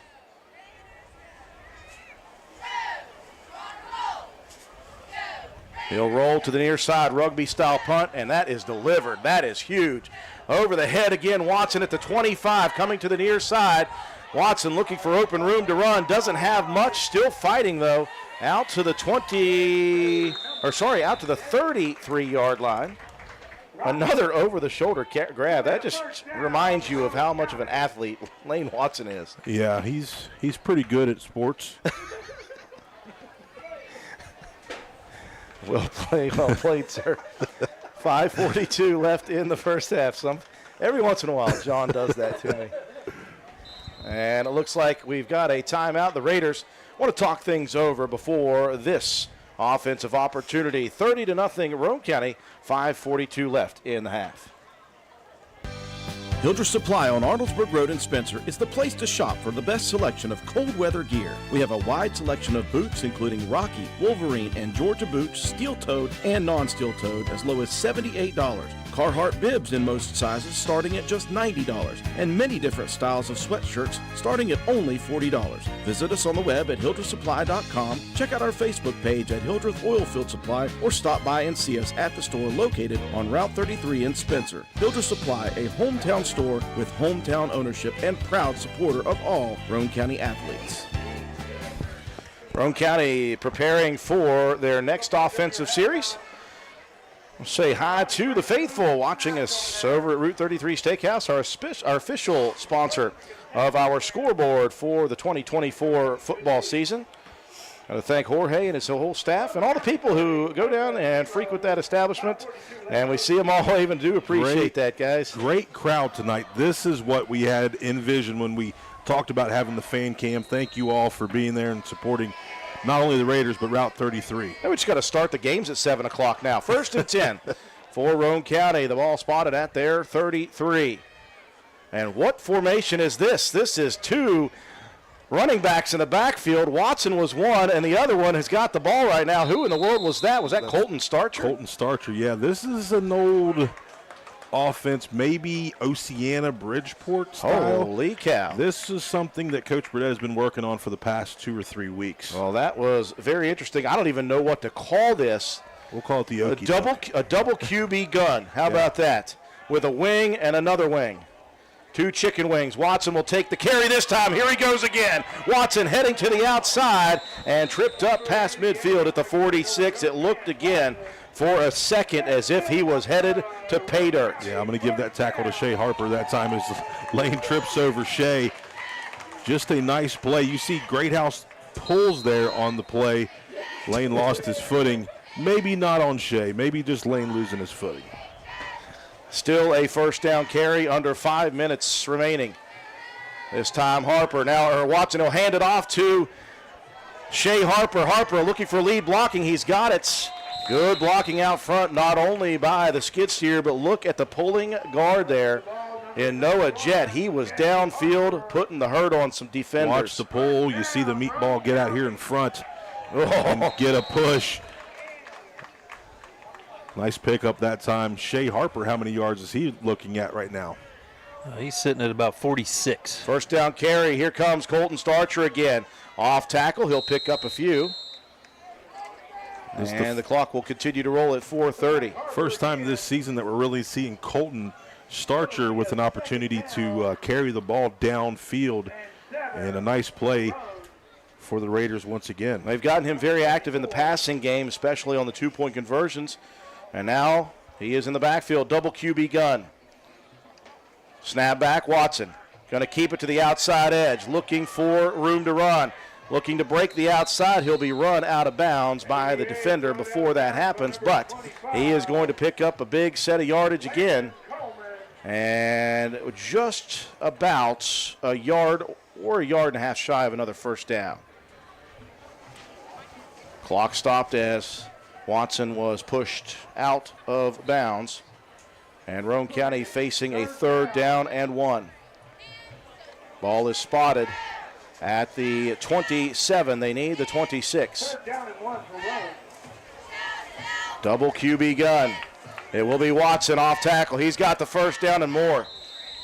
Inside the 20-yard line goes Lane Watson, and he is adding to that total here tonight.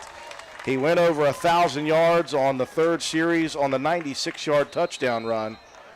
He's trying to go for 2,000 tonight. Yeah, Roane County is just sticking with this double gun look. Watson and Colton Starcher. Now they'll give it again off tackle. There's Harper spinning, jumping, picking up some yards, and it'll be about 2 or 3. And what they're doing as well here, John, is they are melting this second quarter clock. I like it. That time, Corey Cook on the stop. He's been impressive here, the linebacker. He's got 5 tackles here. Drive began at the 33 of Roane County. Watson now looking to throw it downfield. Got his target. Please tell me that was caught. Oh, wow. So close. That would have been insane. I like what Roane County's offense is doing, lulling you to sleep, giving you a bunch of different looks. And when you don't think of pass because Lane Watson's got the ball, think again. John said it best again. He's pretty good at sports, so. That incompletion will stop the clock on a 3rd down and long. 3 minutes and 12 seconds on the second quarter clock. Raiders up big 30-0. Now Jacob Greathouse back in at QB. Here comes the old-fashioned scissors misdirection play. Harper trying to break through and could not do it. Good edge protection by the defense. That's a nice job by the defense of Poca of staying in their lane and wrapping up Shea Harper. Tried to break free, but just not able to with 3 guys on his back. Raiders now facing a 4th down, and they will talk it over. They're going to try to dial up the perfect play here on a 4th down and 7 deep inside the dot territory with 2:55 remaining.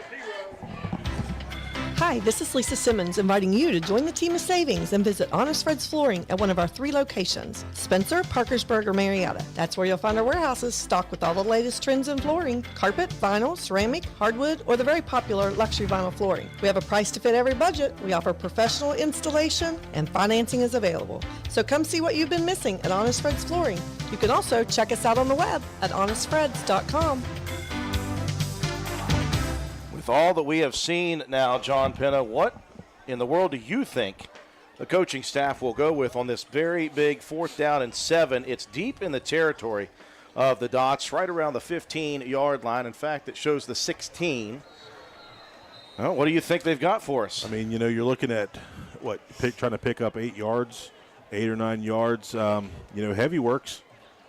It's proven when Lane Watson gets a chance to run the ball downhill and go for 96 yards. I think that play may work.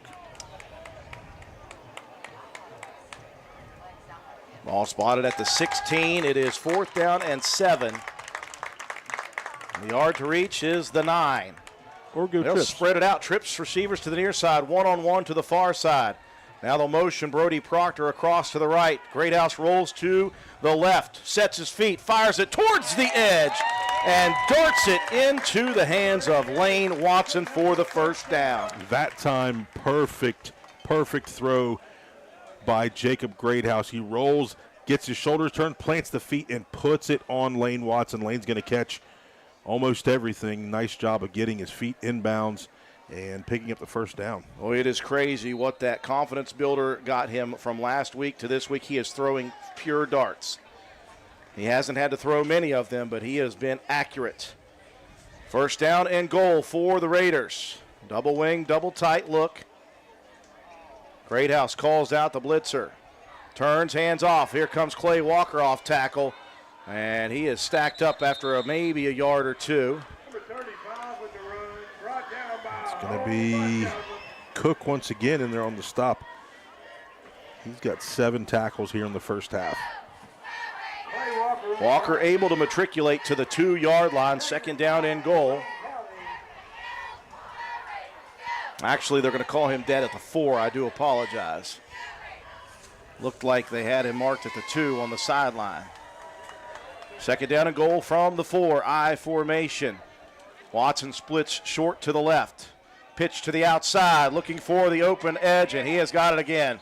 I tell you what, nobody wants anything to do with Clay Walker as a lead blocker. Shea Harper untouched until the goal line. They do not, but watch this wall set up right here. You're going to see everybody get to their sides, and everybody's tails are facing this way. Clay Walker with the cleanup, Shea Harper in the end zone. Yeah, I love seeing Colton Starcher out there seal that edge off from the linebacker, and the Raiders. A great drive here in the second quarter with 2:06 left. They lead 36-0. And the muddle huddle, John's favorite look. They're pulling out all the stops tonight. It's Matt's birthday. Greathouse in the gun. Now they'll head back over, and Roane County will look for the extra point. Greathouse will hold. Lane Watson will kick. Snap is good. The hold is down. The kick is up. It hits the upright, and it barely squeaks over. Well, Lane Watson never wanted to do it without some flair, folks. Watson, it was certainly high enough, and that one clipped the right edge and went backwards a little bit. We'll take it. Roane County scores again, 37-0. The cooler weather is bringing even more cool deals at the place for savings for 65 years, Jack Garrett Ford in Spencer. Lots of pre-owned deals await you on Jack Garrett Ford's huge inventory. Examples while they last. 22 Ford Escape SE all-wheel drive, $21,900. 21 Kia Sportage LX, $22,900. Come on in and browse soon. You'll find just what you're looking for. Jack Garrett Ford, Ripley Road, Spencer. Roane County, a very successful drive, and the Raiders are perfect on offense, Matt White. They have not missed. Now that one took a bit longer, 12 plays, 3:36 off the clock. Shea Harper caps it off with a 5-yard touchdown run. The extra point kick was up and, like you said, off the upright and then fell down and hit the stanza behind. Roane County really rolling here. Perfect on every offensive possession, 37-0 now the lead. McCombs and Jones back deep to receive. Jacob Greathouse will approach.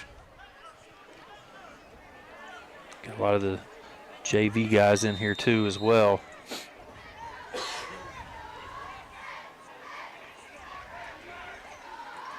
Greathouse slowly approaching, leg in, high end over end kick.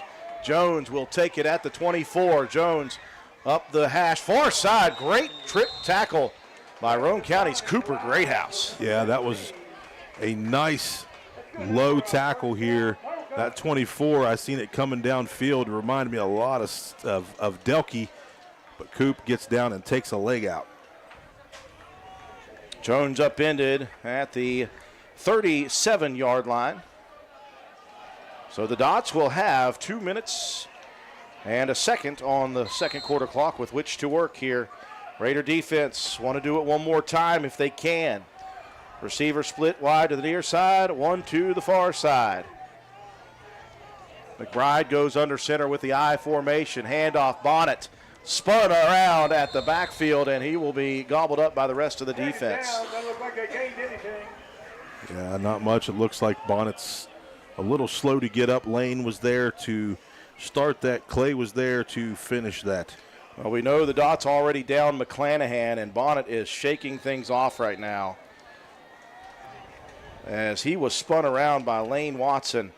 He lost all of his momentum, and that allowed the defensive front to start hunting. Bonnet's going to check out for this play. And we Spencer Jones in the backfield now. Stopping to check. Thank you, Matt White. Spencer Jones, one of the running backs. He's got a lead blocker in front of the gun. Snap to McBride, looking wide side, dumps it to the edge. Got his target, McCombs, who fell. I think kept, though, his footing, and he'll pick up another couple yards. It'll bring up third down, and the clock will roll, nearing 1 minute left in the half, 1:15 and counting. Cooper Greathouse once again on the stop. Thought maybe he lost his balance and dropped a knee to the ground, but the official right there says let that thing go. A gain of 3 brings up third down and 6. The ball spotted at the 40. Twin receivers to both sides. Jones the sidecar for McBride from the gun. 5-step drop over the middle, looking, and another tremendous play defensively. And Cooper Greathouse is having a ball. Once again, he's going to set that foot and meet the ball right there. Beautiful job, defensive back play that time by the junior defensive back. If you want to know how to do that, if you want to know how to play that ball, just watch that play over and over again. Went swimming down with the front arm, back arm protecting on a tackle attempt. Cooper Greathouse. Form play. 4th down and 6. I was going to say new quarterback, but they are punting it. And that's Bonnet low, angled towards the sideline, and that goes out of bounds. The side judge will walk it up and look at the back judge, and they will move it all the way up to the 38. And Roane County, 40 seconds with which to work. And the way things have gone tonight, you just never know. Yeah, a couple seconds ticked off the clock. We should be sitting at about 43, but who's counting besides me? Well, we know the situation with the clock. Roane County needs only 42 on the board. And if that happens, it's a 42-point lead. And Roane County, the clock will be a running clock in the 3rd quarter and 4th quarter.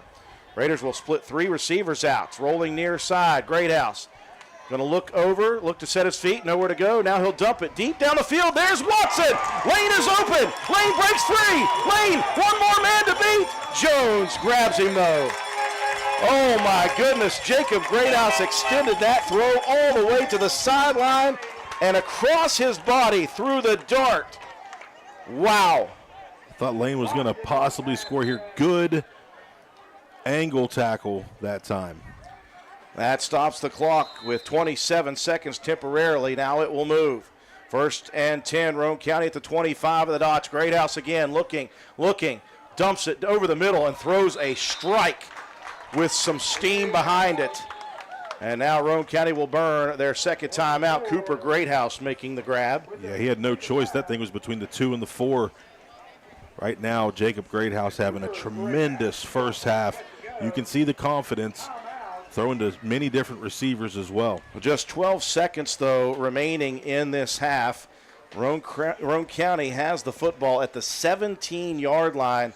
And now, John, just did they have one or are they out of timeouts now? They're out of timeouts. Well, if you're going to throw it, obviously now you look to the edge. Yep. And if not, you got to get it basically into the end zone if you're running it. Yeah, you can't take much time off the clock here.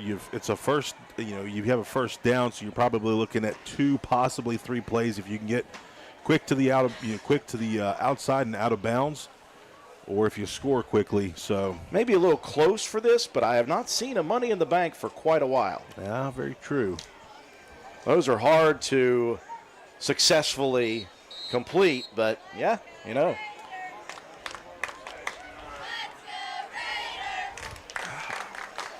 Throw out the old annexation of Puerto Rico.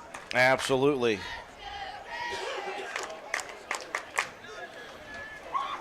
Raiders chatting it up big time here. They want to make sure they're on the same page. 12 seconds remaining. Roane County has it. 2nd down and 4. That doesn't matter. What matters is they've got 17 yards before the score. They'll break the huddle. Twins to both sides.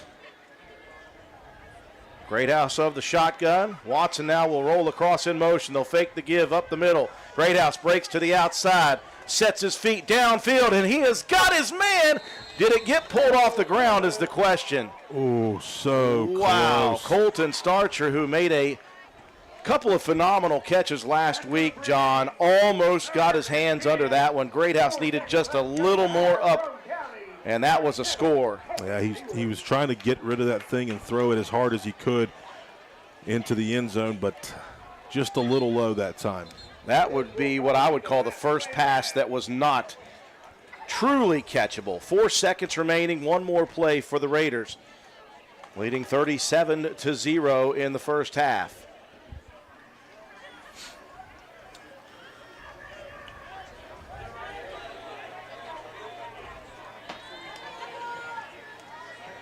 Raiders will break the huddle with Twins again to both sides. Greathouse scanning. Greathouse 5 steps, looks near side, launches it high up, one-on-one. Lane Watson out-leaps the coverage and drops it. Oh, wow. It was in the hands of Watson, and he dropped it as he out-leaped number 25, the defender Landon Coleman, who is 6'2" in his own right. Oh, my goodness, that would have been 6. Roane County had a penalty on the play. That would have negated it anyway. But you couldn't have picked apart much in the first half for Roane County on both sides of the football. They were goods. 37-0 at the half. Roane County big. We'll break away for our sponsors. When we return, we'll recap the first half, have your statistics, and we will check some scores around the state in all 4 classes. After these messages, you're watching and listening to Roane County High School Raider football on WVRC. When you find yourself faced with a legal issue, the steps you take next can literally impact the rest of your life. Hiring the right attorney is one of the most important decisions you'll make. At Joel Baker Law Office, we understand the importance of providing prompt, competent, and honest legal representation. Call or text our office today to schedule a consultation. 304-500-9238. Hey, are you serious? I like a good laugh. I bet you do too. Which is why I say, if all those insurance companies want to spend $1 gazillion on funny TV ads, go right ahead, as long as it's not my money that's paying for it. Here's how you get seriously good auto, home, business, or life insurance. Go to Erie Insurance. With Erie, a great price is just the start. You get unbelievable service, independent agents you can really trust, and superior products like Erie Rate Lock. You hear that? Rate Lock. The name says it all. For car insurance, it can't be beat. But hey, don't just take it from me. See for yourself why more than 90% of Erie customers stay with them year after year after year. Seriously. Your Erie insurance agent in Spencer is the Kirby Insurance Agency. Get a quote at 927-2544. That's 927-2544. Or visit kirbyinsurance.com. Hungry? There's only one place to go to satisfy a hunger that big, any time of the day or night. McDonald's in Spencer. Choose from the famous Big Mac, Quarter Pounder with cheese, add fries and sweet tea, and you've got a meal that can't be beat. Start your day off right with the best breakfast in town. McDonald's in Spencer. Egg McMuffin, sausage, egg, and cheese biscuit, hot cakes, sausage burrito, add a cup of premium coffee and a hash brown. Great prices every day. McDonald's in Spencer. I'm loving it, and so will you. McIntosh Hardware, Furniture, and Appliance, the store that has it all. From quality furniture, Lazy Boy, Serta, Catnapper, appliances, Maytag, Whirlpool, Amana, KitchenAid. And McIntosh offers setup and removal, power equipment, Echo, Troy-Built, and in-house service, hardware, tools, paint, plumbing, electrical, pipes, and fittings. McIntosh Hardware and Appliance, 204 Market Street in Spencer, 304-927-2700. Find us on Facebook for more great deals.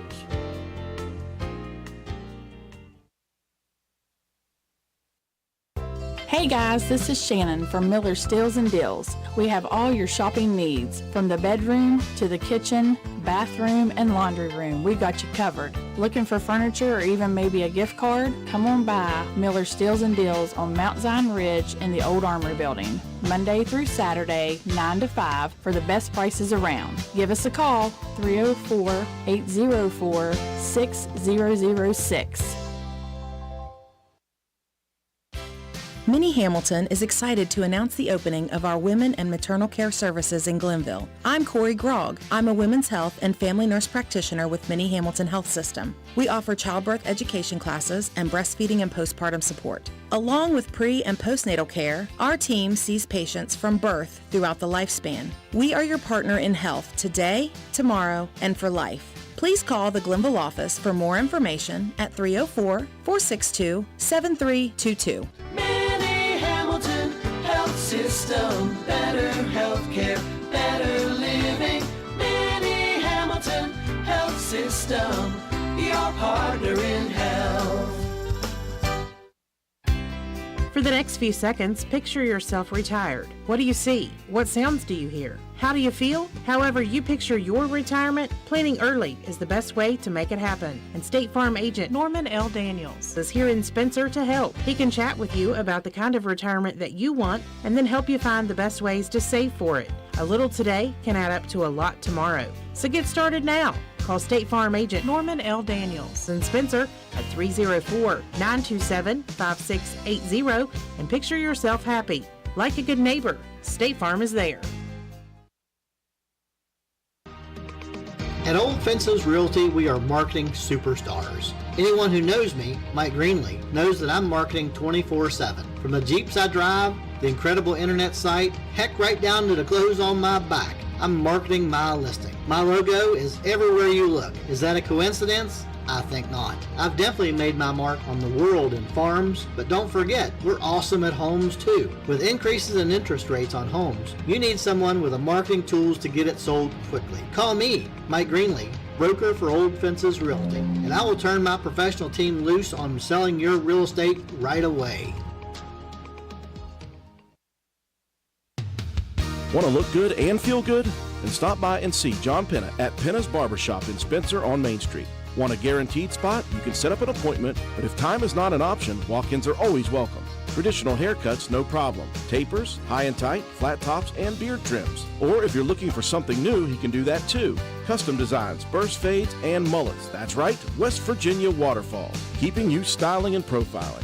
Penna's Barbershop has been a proud supporter of Roane County and Raider athletics since 2009. Penna's Barbershop on Main Street in Spencer. Stop in, call, or text at 304-531-4218. We welcome you back to Poca High School and O.O. White Stadium as Roane County at the half has put up some numbers. They are leading 37-0 over the Dots. We mentioned in the pregame the Dots reeling after a very, very close loss to Logan, 28-27. And then last week they were blown out by Williamstown. We knew that they would have some fire in them coming in. Again, down one man, and it's a very important man. McClanahan is a big difference maker for a team, but he is out. Roane County, though, I don't think we're going to be stopped here tonight. They played what's at least us up here in the press box would consider to be probably, I would say most likely, their most solid execution-wise first half of play this season. Everything was working. Everything was executed, and the Raiders mixed up their calls. They mixed up their formations. The passing game was working. Jacob Greathouse, absolutely tremendous throwing the ball in the first half. The only throw that he had that may have not been catchable was the one late in the quarter in the end zone that Colton Starcher still almost had a shot at. Other than that, Greathouse was throwing darts tonight, and that confidence from last week is showing here tonight. I thought offensively, Roane County was perfect until that last series. They had scored on every single drive, every single possession until that last one, and they nearly put that one in as well. More than that, though, Roane County's defense was phenomenal in that first half. They allowed a couple of first downs and a couple of first drives for the Dots, and other than that, and the one big reeled-off play by Preston Bonnet, nothing given up by Roane County. After that big run, even they moved the Dots back. Garrett Brabham getting pressure on McBride with a big sack, and things just went great for the Raiders in the first half. John, I hope that they continue right out of the gate in the second half, try to get that 42-plus on the board, and then you know how things go at that point. Yeah, you know, you said it all right there. Roane County, the best half of football that we've been able to watch this season against the Poca team. That's pretty good. You know, they've got 3 wins on the season. They have a nice big offensive line, but you know, missing McClanahan, I think, is a big cog to their offense of what they like to do. They like to run the ball with Bonnet, and that's going to set up the long, deep pass for McClanahan. But, yeah, offensively, offensive line has done great, continuing to open up holes. You've got Lane Watson over 100 yards in the first half. Clay Walker close to that. Shea Harper getting in there as well. So, good things. also blocking well for Jacob when he's able to pass the ball. And the defense, like you said, very, very good. Against the throwing team, the last time that we've seen the Raiders, against the team that threw the ball a lot, struggled. But tonight, Cooper Greathouse has been tremendous in the secondary tonight, breaking up a couple passes. And but yeah, overall, I'm very impressed with how Roane County, the entire team, I'm talking O-line, running backs, anybody that was in there on the defense, really showed up here in the first half. Well, and let's discuss very quickly, Matt White, something that did not go well for Roane County last week were the penalty problems. I can't remember, John, a holding penalty on the Raider offense in the first half. Did they have a holding penalty, or did they have one penalty total? One penalty total. That was a false start. Or the delay of game? The delay of game, that's what it was. Right before Lane Watson reeled off his You're right. 1,000-yard delay rush. of game. The only penalty in the first half for the Roane County Raiders. John, that tells you even more than anything. They are disciplined tonight as well. Yeah, very much so. So, cleaned up a lot of things, and you get this game in, under your belt. You go in next week, you get rested up, you get some guys, a little bit more healthy, and then you're looking down the line at Logan, Mingo Central, North Marion, and Ripley. So nice time for Roane County to really put things together. Yes. Have an off week, get a little more healthy, get rested up, and then come into your last 4 games of the season. 37-0 is your halftime score. Time for us to take a look at your halftime stats, brought to you each and every week by Joel Baker, attorney at law. Joel Baker Law. When the numbers matter, give Joel Baker a call. Matt White, I can't wait, buddy. Well, plenty of good for Roane County in that first half. Lane Watson, 8 carries, 144 yards, and that big 96-yard touchdown run. Clay Walker, 8 carries for 67 yards and 2 scores. Shea Harper with 7 carries, 54 yards, and a touchdown. Colton Starcher with a couple of carries for 9 yards. Jacob Greathouse was 4 of 8 through the air for 81 yards and a touchdown. 3 of those completions went to Lane Watson for 74 total and a score. And then Cooper Greathouse with a 7-yard reception. 11 first downs in the half for Roane County. 1 penalty for 5 yards, no turnovers, and a 10-minute time of possession. 274 yards of offense on the ground, 81 through the air. That's 355 yards of total offense for the Raiders, who defensively were led by Lane Watson with 6 tackles.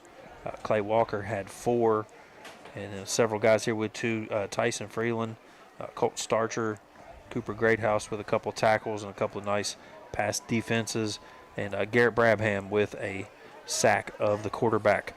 So a very good defensive start to the game for Roane County as well. You mentioned for the Dots, it was Preston Bonnet. He had 10 carries for 62 yards. He had 59 of those on 2 carries, a 44 and a 15.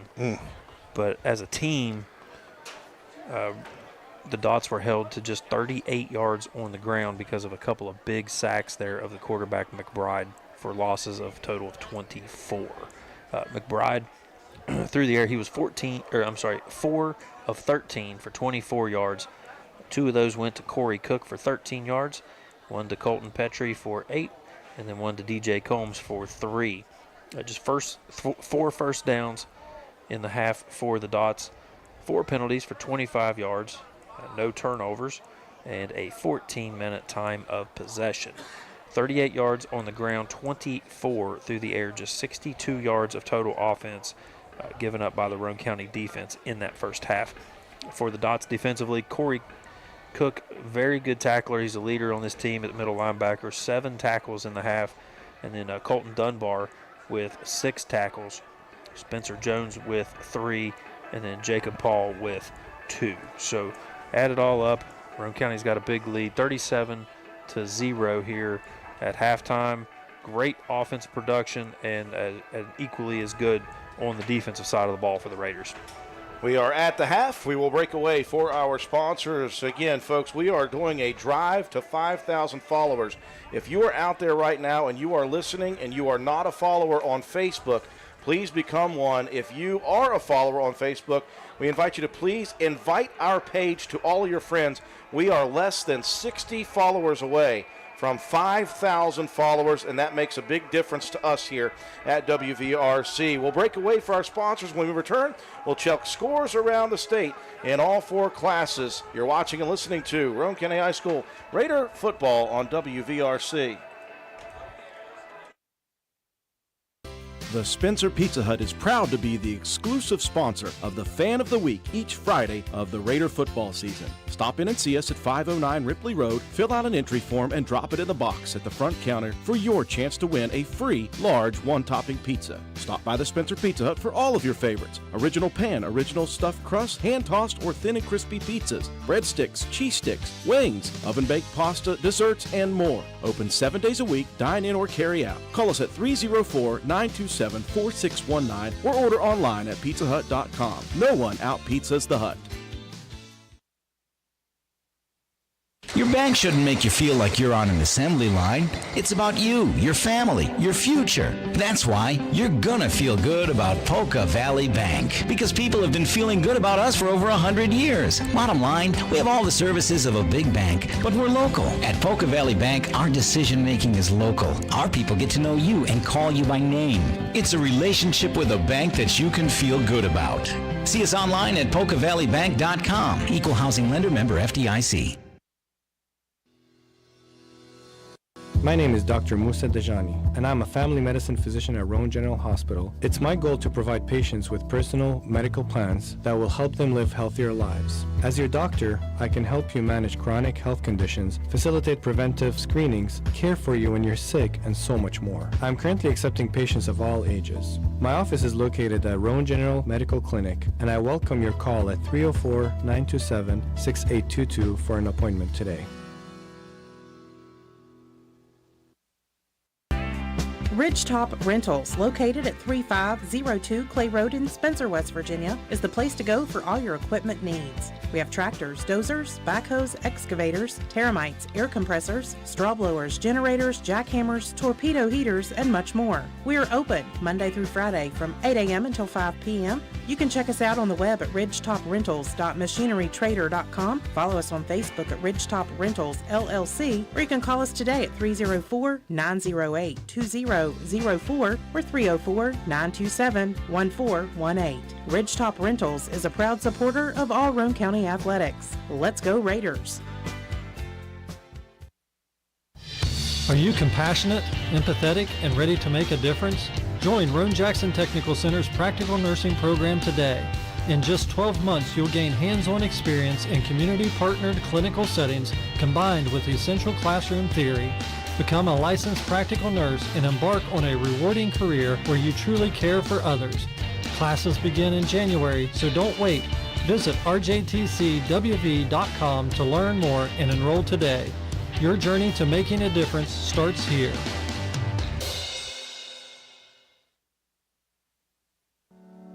Need some extra space? Roane Self Storage in Spencer has you covered. Whether you're decluttering your home, moving, or storing seasonal items, we have a variety of unit sizes to meet your needs. And guess what? Brand new units are coming this fall. So if you've been putting off that storage project, now is the perfect time to get started. Roane Self Storage is a proud supporter of the Roane Raiders. For more information or to reserve your unit today, please call us at 304-421-3091 or visit our website at www.roaneselfstorage.com. That's Roane Self Storage for all your storage needs, conveniently located in Spencer. Go Raiders!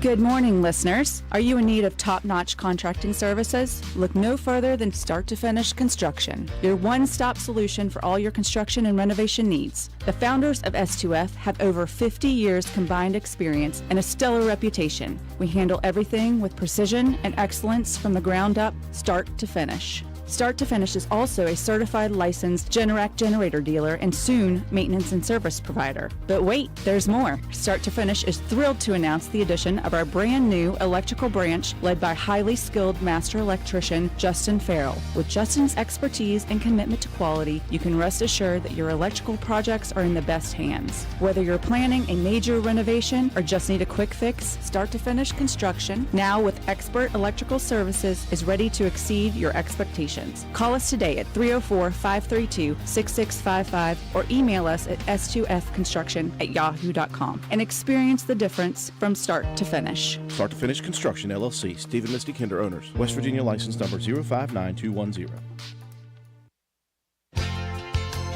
Come into Stats Pharmacy, where our patients' good health is our main concern. We have a drive-through window where you can conveniently drop off and pick up your prescriptions and over-the-counter medications. Refill your prescriptions anytime online at www.statspharmacy.com or from your iPhone or Android phone using the Refill RX mobile app. No waiting in long lines. Just call ahead and your order will be waiting for you.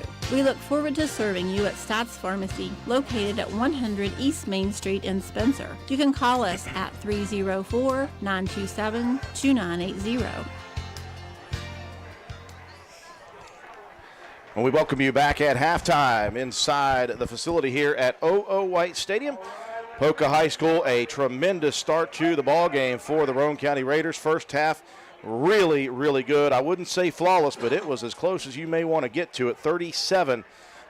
We're watching our fan cam over there at Route 33 Steakhouse.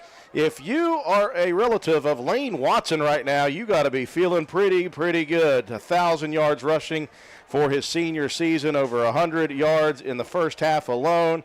The Raiders are doing it very, very well. Speaking of that, we've got some scores around the state of interest in all three classes, or all four classes, I do apologize, the new year. Matt White, there are some very interesting scores this week. Yeah, there really are. Not a lot of disparity here in Quad A. Spring Mills up on number 6, Washington, 31-0. Martinsburg up on number 15, Musselman, 49-0. The Quad A game of the week, all tied up, number 4, Wheeling Park, and number 5, Morgantown. 7 apiece on the board in the third quarter. Huntington, number 7, up big, 38-0 on number 16, Cabell Midland. But they are still in the playoff hunt at number 16. Woodrow Wilson up 13-0 on AAA Preston. George Washington up 22-0 on Capital. That one was in the second quarter. Jefferson got a final against number 11, Hedgesville, 42-13. Big win there in Quad A. AAA ranks Fairmont Senior rolling against Buchanan Upshur, 35-0. Bridgeport up 48-0 on Brook. Princeton, the number 3 team, up 34-13 on number 16 Winfield. The National Guard Gridiron Series at the half, number 5 Independence of AA against number 7 Oak Hill of AAA, all tied up at 14. Number 10 Nitro, the AAA game of the week, they're rolling 30-6 over number 5 ranked Ripley. Philip Barber up on Berkeley Springs, 21-0. Elkins has retaken the lead, 17-14 over Grafton. Number 9 Hurricane of Quad A up big against St. Albans, 42-0 in the second quarter. The Gridiron Series, Robert C. Byrd and Point Pleasant all tied up at 14 at the half. And Kaiser up handily over Weir, 31-12. That one is at the half. AA, we've got, this is where we get a few of these kind of crazy scores that we maybe weren't expecting. Frankfurt up 14-3 on a Maryland team. Roane County, of course. St. Mary's of Single A, who has struggled mightily early in this season, just 1-3. They're up 14-8 at the half on undefeated South Harrison, the number 3 team in AA. Bit of a shocker there. Up north, Hoover, the AAA team, up 21-0 on Chapmanville, Williamstown, and Marietta, Ohio. That one is a very slim margin. Williamstown with the lead, 8-7 in the third quarter.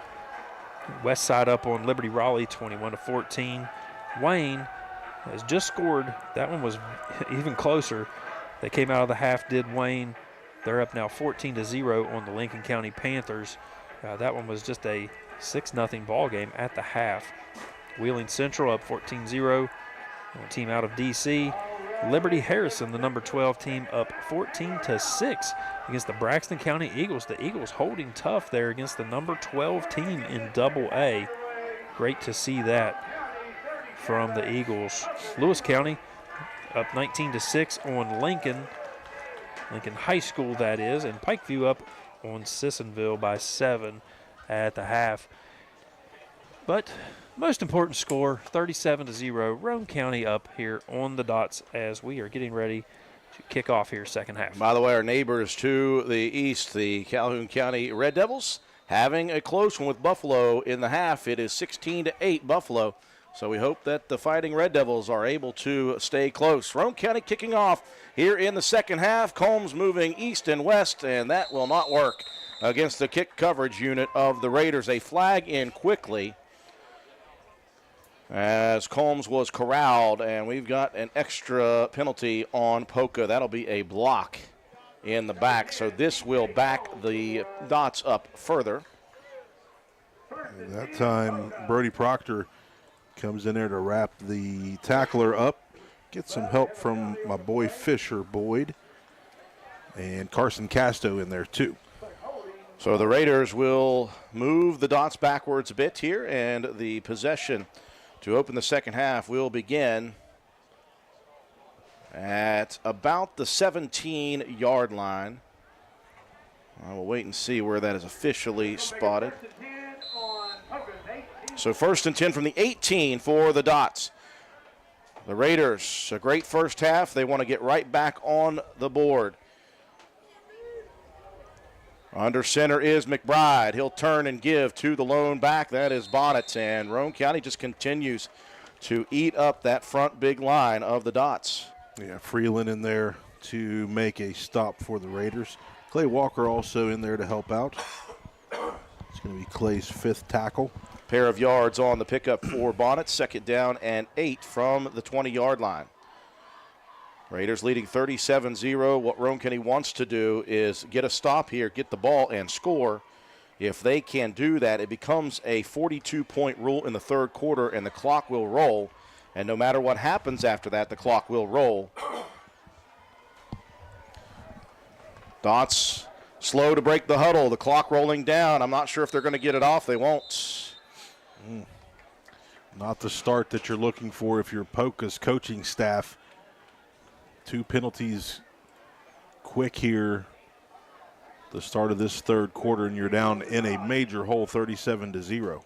A delay of game penalty backing the Dots up 5, and it will be 2nd down and 13. And now,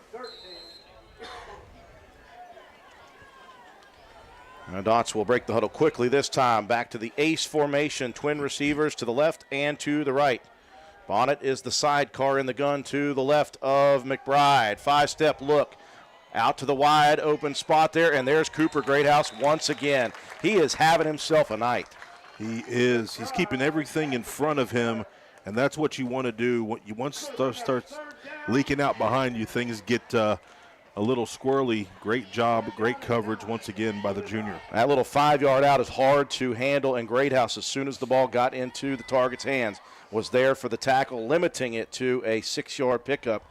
Be 3rd down and 7.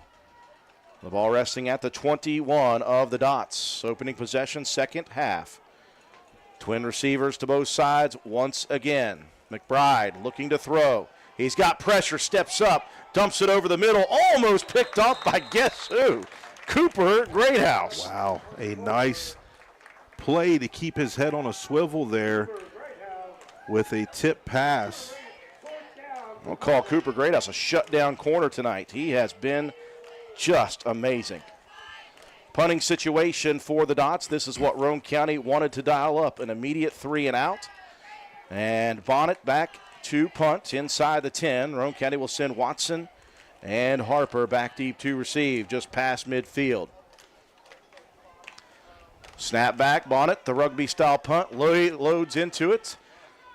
Watson will let it bounce once, twice, 3 times, picks it up late. Boy, that was scary. Again, he does it with flair sometimes. Yeah, that time he waited around just I think he thought that first bounce was going to come back to him. Yeah, pop up a little bit, but it did not. So, Stephanie, you can get on to him for that one. The Raiders will begin their first offensive possession of half number 2 at the 33-yard line. Jacob Greathouse heading into the huddle. He was great as well in the first half of play. Greathouse was great. I'm amusing myself right now after that illicit first half that I spoke wrong. Split back formation as Jacob goes under center. Quick hitter off tackle. And fighting forward for yardage. I thought that Clay Walker was down in the initial pile about a yard downfield. Instead, he squirts free and picks up big yardage. Yeah, this time he gets hit, but the O-line continues to move, and he does too. I think somebody stepped on his new shoes, and that made him mad. Man, watch out. The skid steer. He may get dirty at work, but he cleans off the boots. That's right. After work. Give him a clean 7 on the carry. 2nd down and 3.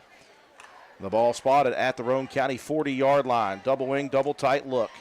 Motion man is Watson, and here comes Harper up the middle. Now Harper breaks free, bounces it to the outside at midfield. Still fighting for yardage. Spun around and dropped at midfield. Harper made an extra 3 out of that carry. Yeah, tough inside carry, that scissors play, and I like Shea running inside the tackles. He's taking on defenders, moving his feet, and even trying to spin. A great pickup by the senior running back. It really, John, has been fun to watch his maturation from that first game where he admittedly was nervous to run the football and take the contact. He is mixing it up now with no issues. 1st and 10 from midfield for Roane County.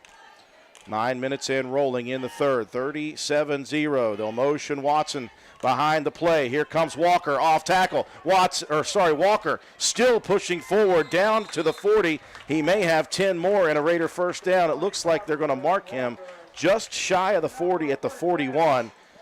But I said it in the first quarter. He is running with a purpose right now. If you don't get pumped up to watch this guy run the football, you are out of your mind. It's like a throwback fullback, and I love seeing him take on tackles and dragging guys downfield. A pickup of 9, yes, John Riggins. Adam Anderson will love that. He was a huge John Riggins fan, and that is the style. You are right. 2nd down and 1. Ball just outside of the 40. Here's the scissors misdirection carry. Harper hits his own man. Harper bounces it to the outside and may have picked up the first down. Very close. We'll see where the official spots him now. Waiting to see. That was an incredible half of a yard carry. He was trying to get around on the misdirection carry. He hit one of his linemen, had to bounce it to the outside, and will only pick up about a half a yard. So 3rd down and about 6 inches for Roane County. They need the 40. It's at the 40.5-yard line. Clock continuing to roll. This is as good as a running clock with Roane County doing it on the ground. There's Walker. Picks up the first down. And coming out of there was a Poca defender. The question is, was forward progress called dead? That would be great for Roane County if that were the case. Wow. I tell you, Cook came out of there flying with the ball. John, did you see, was it? I thought it was, I listened and I heard the whistle. I thought the play was called dead. And that's probably why they loosened up on the grip. A 1.5-yard pickup giving Roane County new life. 1st and 10 inside the 40 of the Dots. Single wing formation. Dotted by Watson will take the carry. Watson sees a lot of charcoal jerseys there and just had nowhere to go with it. He will still fall forward with that 6'3" frame for about 2 or 3. Right there, 75 in there on the stop. Bragg, interior defense. Those guys are big fellas in the defensive tackle positions. Well, he is a large individual. Not someone you'd like to meet in the back alley. 2nd down and 7 after 3 on the first down carry. Split back formation. Greathouse going to look to throw. Outside, dumps it. He's got his man, Clay Walker. Walker breaks a tackle, spins off another. Walker down the field, drugged down, but not before a big pass and catch. We saw that play, John, in the scrimmage versus Buchanan Upshur way back, and then we saw it in week number 1. That was it until right there. Yeah, that was just a beautiful play call by the coaching staff there. Float that thing out into the flat. Clay Walker does the rest of the work and pick up a huge gain for the Raiders. About 20 or so on the play. I'll wait for Matt White to make that official. Double wing formation, 1st and 10 from the 18. Harper motions behind. He'll take the jet sweep. Harper looking for the lead block. Got it from Clay Walker. Leaps over a defender at about the 12-yard line. And the Raiders again in business. Walker is extremely disappointed right now because the corners are running away from him. Yeah. He's wanting some contact, and they're making business decisions right now. They're saying, you know what, I'm going to be sore enough tomorrow. Walker will check out of the ball game, takes his helmet off, shakes his head. What do I got to do to hit somebody? 5:20 and rolling. This has been a lightning fast third quarter. The Raiders have it 2nd down and about 6, just outside of the 10. Greathouse turns, gives. That is Garrett Brabham. Quick hitter off tackle. He'll pick up a couple. I like that with Brabham being very close. Those quick hitters, once that guy gets into the open field, he has very good track speed. And you've seen what we've been able to do with Brabham on defense. You can bring him in on the interior and play some nose guard, or let him be on the outside and play defensive end. So very quick guy. Nice to see him get a touch. Well, wait until next year. There will be many more of those for Garrett Brabham. We'll call it 3rd down and a long 4 for Roane County at the 10-yard line. I formation. Receiver to both sides. Whistle comes in. And we have got a flag. Roane County, the first flag of the second half and only the second penalty on the Raiders as they were called for illegal motion. Yeah, you've seen just a twitch. Some guys trying to get out and pull, get that lawnmower started is what we always told them that they're going to pull. Get that lawnmower started and get down the field. Clock will continue to roll, though. We are at 4:24 as the Raiders now see 3rd down and 9. 4-down territory, though.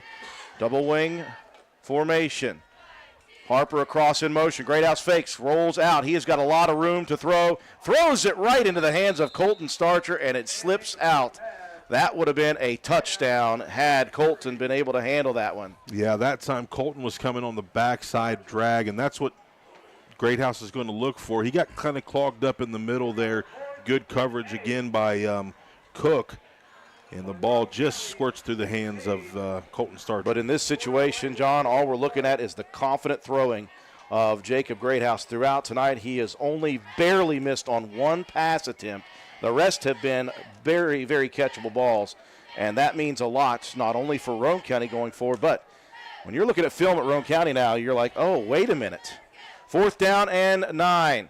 Greathouse rolling out. He's got pressure, steps up in the pocket, trying to break free, and he won't get out of there, and Roane County will give up the possession inside the red zone. Just the second time of the night that Roane County has not scored, but they took a lot of time off the clock.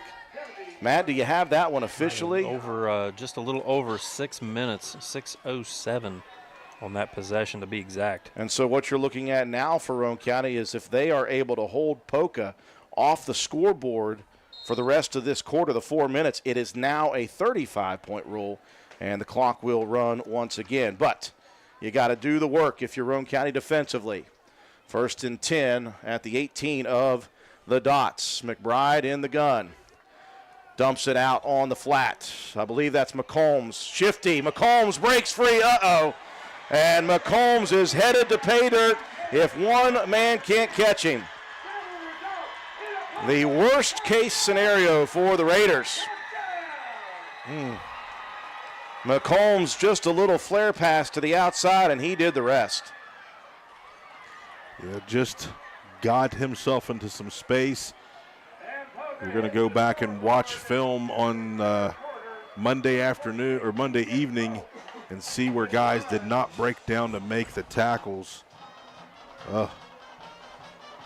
So the Raiders, for the first time tonight, give up the big play, and that will move the lead inside of 35 as Barry will look to kick the extra point. Still 3:46 on the clock. The snap is back, the hold is down, and Barry rips it through the uprights, 37-7 with 3:46 left in the third quarter. And I was looking for parts in all the wrong places, looking for parts. If you've been looking for parts in all the wrong places, come to Willard Starchers and you will know you have found the right place. Willard Starchers has been in business for a very, very long time, since 1938, which means they must be doing things right. Brakes, calipers, rotors, paint, batteries, belts, and many things you wouldn't even expect them to have. The friendly staff treats you with respect and helps you get what you need. If you've been looking for parts in all the wrong places, shop at Willard Starchers in Spencer, open 7 days a week. Dial 927-2520. Well, Roane County, Matt White's got all the way inside the red zone, and for only the second time, I really don't count the end of the first half, for really the first time, ended a drive without a score on the board. Poca strikes quickly. Yeah, the Dots took full advantage of the miscue there by the Roane County offense. It was McBride to DJ Combs, that little swing pass, and Combs takes it 82 yards to the house. Extra point kick good, and Poca on the board now, 37-7. Roane County with the lead. Here, 3:46 to go in the third. If I'm the Dots, I don't mince words. I go with an onside kick. Roane County should be prepared for that. 3:46 remaining. The Raiders still have plenty of opportunities here if they want to try to put it back above 35 before the fourth quarter. Barry, though, obviously showing that he is a quality kicker on that extra point. I was watching that guy during warm-ups. He does have a leg. We'll see how he looks to approach this ball. And a whistle coming in. And they are going to force Bonnet off the field. He had to come off earlier. I don't know if it's an injury or if there's something wrong with his equipment. Yeah, I think it's that back plate pad. has to be covered. Yep, that is it. He's like, guys, I just need some air. I'm tired. It's pretty humid and hot here tonight. So a new player will run onto the field for the Dots. Again, Roane County, be prepared. It looks like they are lined up in that situation. Got a couple of extra guys up on the 50-yard line. Onside kicks have been an issue this year for Roane County. I should just say in the Clay game. Barry, he will unload on it. So that takes a high bounce, and it will be Lane Watson up the gut with it, and Watson will pick up about 10 yards on the carry. And Roane County will start their second possession of the second half with only 3 minutes and 40 seconds remaining in the third quarter. Quick shout out to one of the former Raider players there at Route 33, the dynamic duo, Brooks and Dunn. Oh, if you know, you know, folks. Brooks and Dunn. Wes Linkenauger and and John Ash. Yep. Wes and John. Brooks and Dunn. First and 10 for the Raiders at their own 32-yard line. Double wing, double tight. Motion man behind, scissors, misdirection. They have locked Harper up on that now. Roane County may have to just go away from that one. Yeah, that time Shea was trying to bounce it to the outside. Didn't get that thing walled off by our blocking. We have to run that thing on the inside. I can see what Shea was trying to do there and bounce it to the outside. We have four guys there, and it's tough sledding. Brody Proctor will enter. Watch for him. He has been utilized on some jet sweep action the last couple of weeks. Roane County losing 2 on first down, second down, and 12. The ball spotted at the 30-yard line. They'll spread it out. Twins to both sides now for Jacob Greathouse in the gun. Snap back. He'll roll to the far side. sets his feet, throws it deep down the field. He has got Proctor wide open behind the defense, and Brody Proctor is headed to pay dirt. Jacob Greathouse throwing the ball like Montana right now. Beautiful play set up here. It's going to be a seam route. You see Cooper Greathouse take everybody underneath, and he gets past the last defender into the end zone. Huge pass and catch for the Raiders offense. The Raiders offense through the air tonight, big play games. And a lot of teams around the state in Class AA are going to be watching this film, maybe not ours, maybe Huddle, but they're going to be looking at this game, and they are going to start to scratch their head and shiver a bit. Oh no, Roane County can pass the ball too. A tremendous hookup from Jacob Greathouse to Brody Proctor. Raiders will go 4-2. I formation. Colton Starcher across in motion to the left, the pitch to the outside. And again, nobody wants to play with Clay Walker. He's taking people's lunch money tonight. He is taking lunch money, and Shea Harper's loving it behind him. Shea is just untouched. Watch this play. Shea's like, come on. Nope, nobody wants to touch me. Okay. So Roane County gets it directly back on a big strike play, so it now is back above the 35-point threshold. And Matt White, I am liking this tonight. Yeah. Roane County showing the big play ability here this evening. Jacob Greathouse, what a night he's having. You know, he's been putting the ball on the money. That one, a great strike. Brody Proctor, 70 yards to the house. Greathouse on the evening, 171 yards and 2 scores through the air. Roane County's offense really just doing pretty much whatever it's wanted to, minus just a couple of plays in that last drive. So the clock reading at 2 minutes and 47 seconds. Obviously, we have seen Poca's now ability for a big strike play. But Roane County leading huge as we're closing in on fourth quarter action. 45-7 now, Roane County, the 38-point lead.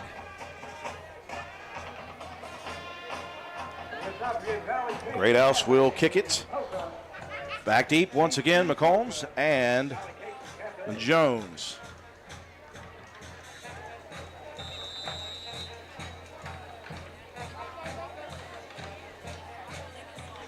Greathouse approaches slowly. This one high and deep again. It will be McCombs. He's had most of them at the 20.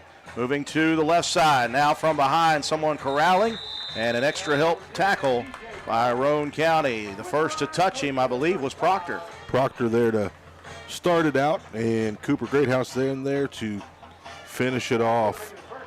So that's going to be Cooper's fourth tackle. Cooper has a pass deflection and some very nice coverage throughout this ball game. A couple of pass breakups here tonight. First down and 10 for the Dots. The ball resting at the 35.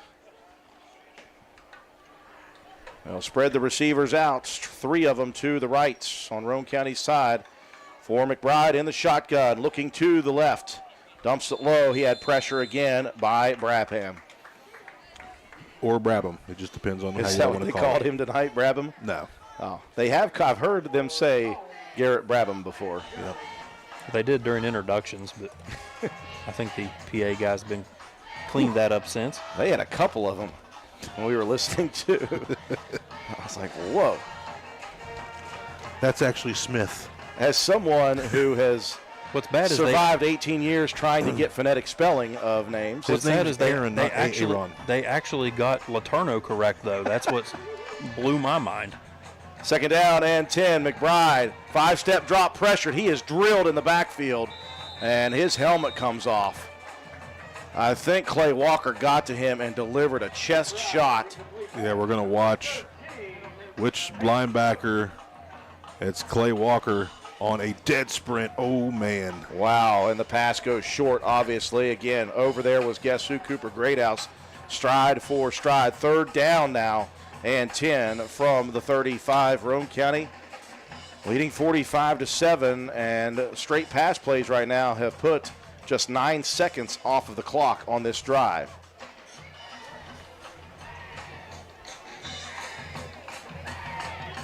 That was a strong hit by Clay Walker. McBride had to shake it off a little bit.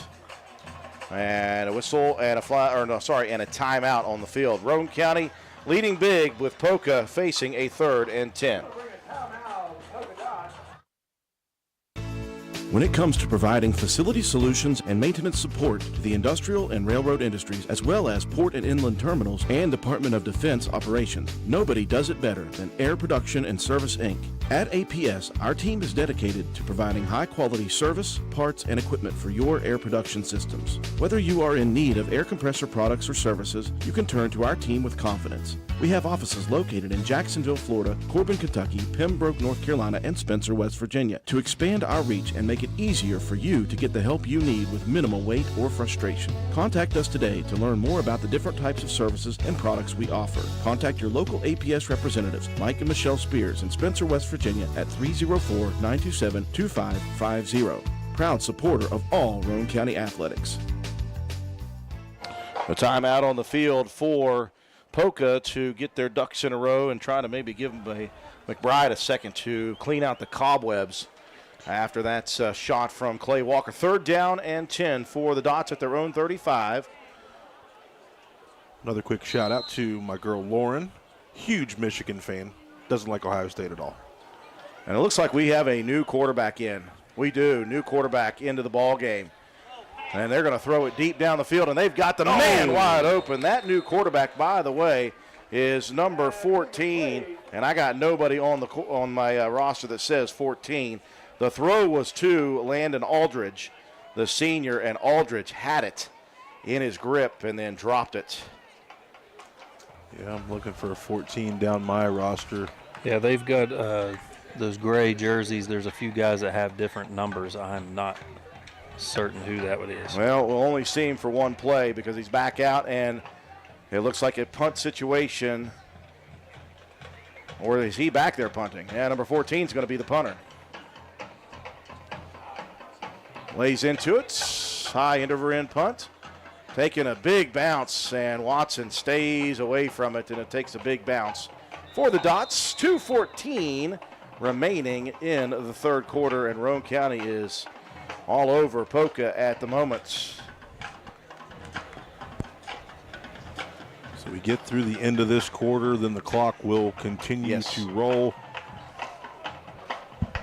Poca's going to keep that varsity defense out there. Poca not very deep, only about 26, 27 players on the roster right now, so we give you all that they have here this evening. Well, we see that there's an old gray roster up there. Chris Cook, we believe, is the number 14 player. Okay. Thanks, Swolby. We believe. Swolby, the sideline reporter. Do not hold us to that. Roane County. I don't think it is. There's no Chris Cook on the current roster. Corey Cook. I do apologize. What about Chris Go? Corey Cook was already wearing 4. 1st and 10.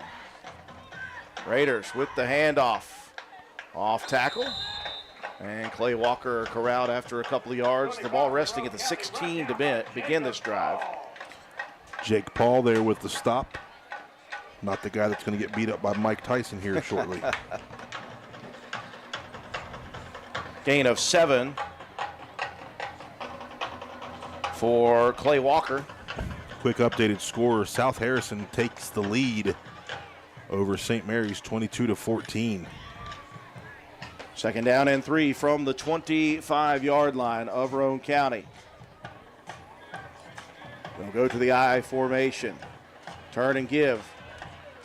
And there is Watson doing what he does best, still breaking tackles. Here comes the flag on a face mask.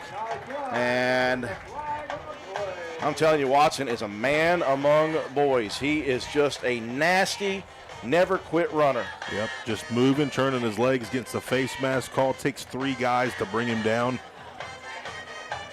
And I guarantee you Lane's laughing at the bottom of the pile. He probably is. I know that guy too well. I love the senior shout-out pictures on Facebook because a couple of them recently have shown Lane when he was fangs, folks. That's right. No front teeth, and I never thought he'd grow them in. No front teeth and a Kool-Aid mustache all the time. First down and 10 as Watson and the offense move the chains. We are nearing the minute mark of the third quarter. Roane County up huge. They'll spread Greathouse to this boundary side on Roane County. Split back formation. Give this time is Clay Walker.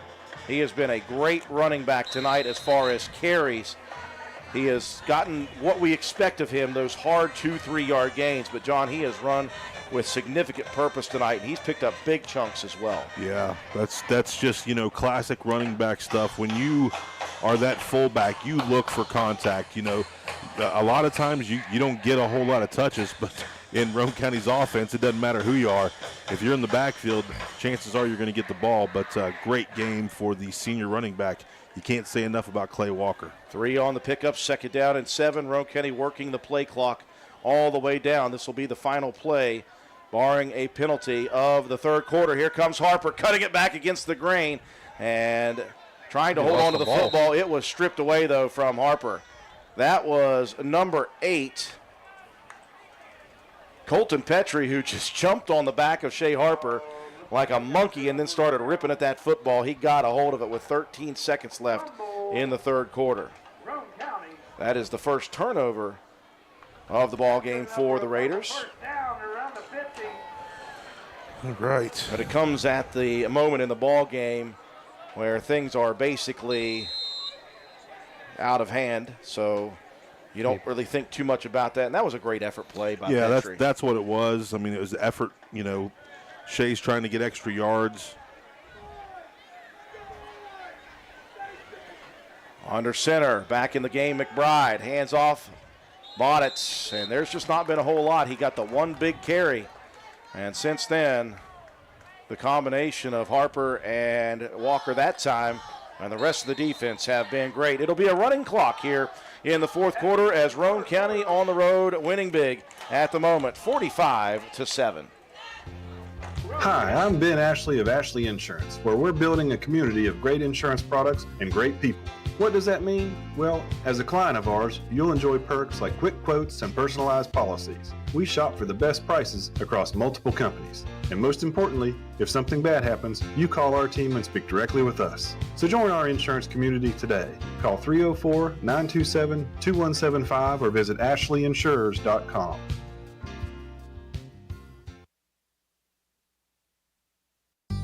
This is Taylor from Backward Ramblings. Need a pick-me-up?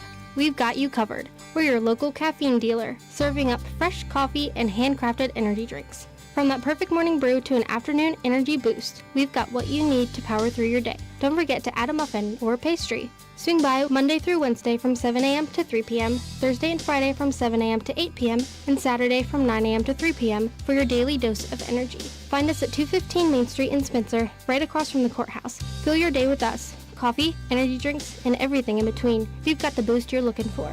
Backward Ramblings, your local caffeine dealer. Come for the food, stay for the fun. Love to have some Backwood Ramblings coffee right now. Roane County dominant, and they are still hanging out at Route 33 Steakhouse. They are enjoying this one as we are on the road. Glad you guys could be with us to watch this Roane County team perform at an incredibly high level. We start the fourth quarter, and we have got ourselves a running clock as Roane County leads by more than 35 to begin the fourth. McBride is in the ball game as the quarterback. He'll take a 5-step drop. He'll step up in the pocket, pressured. Someone gets the ball out. It's on the ground. I don't know who will retain possession. Yeah, we'll see who that was that got to the ball. Looked to me like a smaller individual off the edge. Okay, so 53. Oh, that is. Missed it. Into the pile. I believe it was 7. Okay. So I'm going to have help with that. A big play by the defender. Third down, pressure again, up the middle. McBride steps through it, launches deep down the field, got his target, and into the end zone. The player to be named later, once again, number 14. Bonnet. Okay, so that's a Bonnet. The clock will continue to roll. And that's got to be Landon Bonnet, or Preston Bonnet, sorry. Yep. He is the only Bonnet on the roster. So maybe his jersey did not manage the game. Yeah, and so maybe the gray jersey was ripped. Roane County has done that before. If you remember Atticus Goodson of Independence, Roane County tore his jersey off. So a quick strike touchdown, 2 plays into the fourth quarter. But the thing about it is, as John Penna mentioned, is that clock will continue to roll regardless. So time winding down. Barry set to kick. That one didn't get off the foot well, and that one's short. So 45-13 is the score. Roane County still leading big with a running fourth quarter clock. Our house is a very, very, very fine house.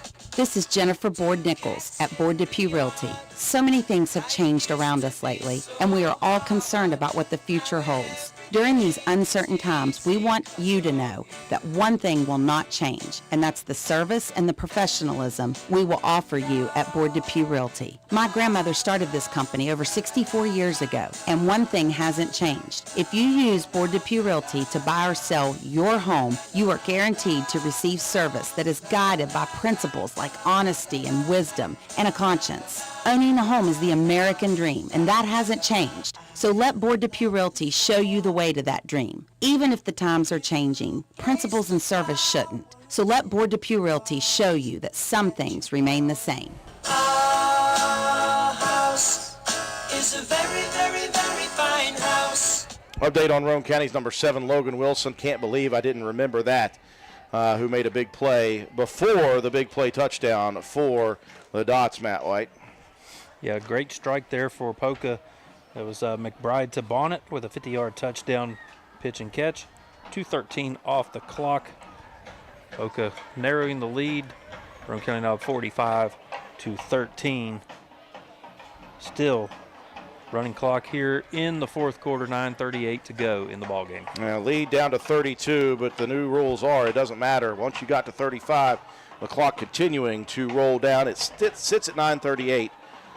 And the only time the clock will stop is in between scores and kicks. The Raiders would desperately like to just keep their second unit in. And for the Dots, don't have a lot on their roster, so not sure how many of their second unit guys they can filter into this ball game. Barry will do the kicking. And Roane County set up for a possible onside kick opportunity. Barry's just going to go deep with it, high and deep. It'll be Shea Harper at the 10. Harper working his way up the hash, cuts back, now back inside, and he will dive to the ground just shy of the 30. Get that clock rolling again. So the JV unit's going to come out onto the field, Drew. You love to see this on Friday nights when our young guys get a chance to come out here and get their offense rolling. This team, though, 3-0 on the season, is the JV squad as they play, I believe, next Monday night at home. Yeah, I believe next Monday is Clay County. Isn't that what Coach Burdett said? And then the following week is Wirt County again. Mm-hmm. So the JV unit is on the field. The clock will move under 9 minutes. You see a little smackling of brighter jerseys for Poca. Like I said, they don't have a lot of numbers, so they won't be able to sub everybody in as the Raiders into the mass of humanity. That's Jace Miller, backup tailback or backup fullback. You can tell by that sweet mullet flowing out of the back of his helmet.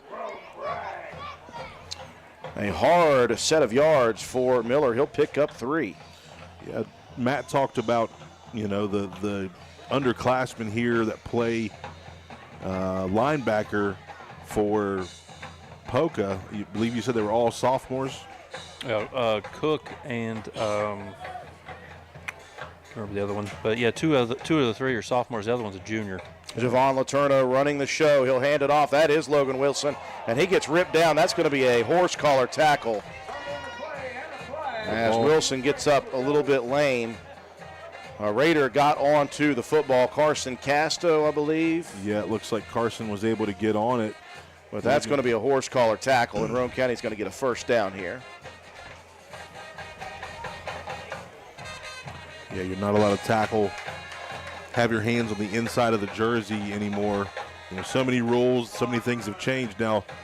That's a rule that's been in play for quite a while now. So you've got to watch yourself when you get your hands up around the collar. Well, there's levels to the horse collar as well. Yeah. There's inside the shoulder pads. There's the grabbing of the pad. Yeah. The slinging motion, and it has to be a one-on-one play. If somebody else would have came in and engaged that, it would not have been a horse collar. So that was the turn and the spin and the sling down is what drew that foul. The turn, the spin, and the F5. I like the way Matt White described that. First down and 10 for the second units. Ball resting at the 42 of Roane County, and the clock is melting. 7:30 and melting. Now, one of the problems, too, with Poca's got a lot of their front line guys still out there. They've only got 9 linemen on the entire roster. Those guys have played a lot of snaps tonight on both sides of the ball. Heavy look for the Raiders' second unit. Letourneau going to give to an up man. Whistles fly and flags fly. Command. Offsides on the defense of the Dots. Okay. So the penalties for the Raiders stay low right now. Lining up in the neutral zone. Second time that has happened tonight on the Dots defense. And we are under 7. These are the days that John Penna loves. Surprised he's not just staring at the screen that shows the clock rolling. Listen, I was in South Harrison last night for a football game that went pretty quick as well. So, well, get the penalties, that's fine because the clock still rolls. Yes. First down and 5 at the 47 for Roane County, and whistles. And somebody's got to come out for the Raiders.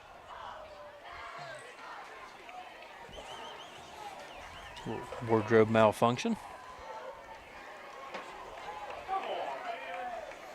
Well, somebody for Roane County is wearing number 80. That's 60. Sorry, I was like, whoa. We don't have an 80 on our roster. That's Wyatt Greathouse, by the way, who had to check out of the ball game with the old Janet Jackson issue. Thankfully, not exactly the Janet Jackson issue. This broadcast is not PG tonight, apparently. You started it out, Drew. Evan Greathouse with the ball in the backfield, and he'll be stacked up for no gain. But again, the clock continuing to roll under 6 minutes already. All right, a couple guys get in there and get a chance to get some varsity action. I'll see Eli Hayes running off the field, Levi Anderson, a couple of Walton kids. Yeah, I'll see Eli tomorrow for his 11:45 appointment. Heck yeah. I'll give him a sweet design on the back of his head. Boy, Walton picking up a big victory last week for their first of the season. Yeah. We'll call it second down and about 6. A loss of a yard on the play. And Roane County, not sure if they were going to get that play off. And they're not taking timeouts. They are not stopping this clock for any reason whatsoever. They'll take the 5-yard loss, and it'll be second down and 12. And the ball spotted at the 40-yard line, and the clock will continue to roll, and 25 more seconds added to the play clock. So the Raider second unit will not even snap this until under 5 minutes. And you see the backs just looking at the play clock. Javon Letourneau will keep it himself, running for dear life. Takes a hard shot near the sideline. And a good tackle by the Poca defender. Letourneau, diminutive but tough as nails. Yeah, he's had himself a great JV season so far and getting some varsity action. He was able to get some varsity action against Clay County and some here this evening, even before the JV unit was out there. Boy, and he did he play a massive role in that Clay County win, coming in late. That was a big, big position to be put in as a freshman, and he carried the day with the rest of the Roane County defense at the end. Letourneau will turn and give. This time it'll be Logan Wilson. Wilson with good blocking up front, and Wilson heads to the first down mark. Big pickup for the big man. You see heavy at the JV level.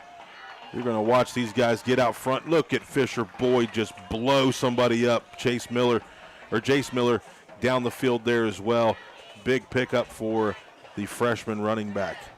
Bentley Browning, Fisher Boyd, Carson Casto, Hunter Pinson, the bigs up front doing work on that play, and it's a new set of downs for the Raiders inside the territory of the Dots.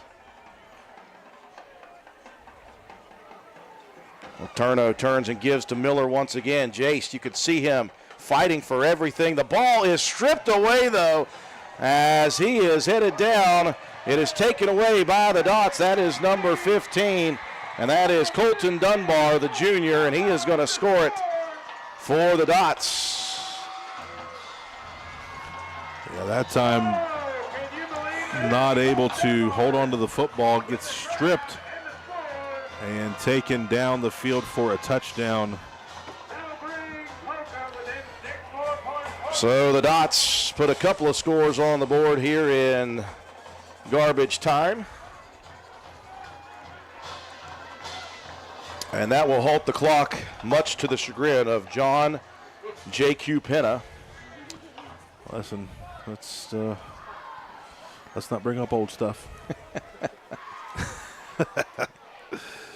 Well, Barry will set to do the kicking again to try to put it to an even 20.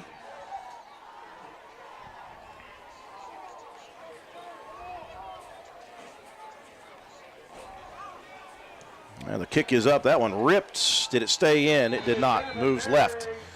Raiders give up a garbage time touchdown. 3:05 is all that remains in this one.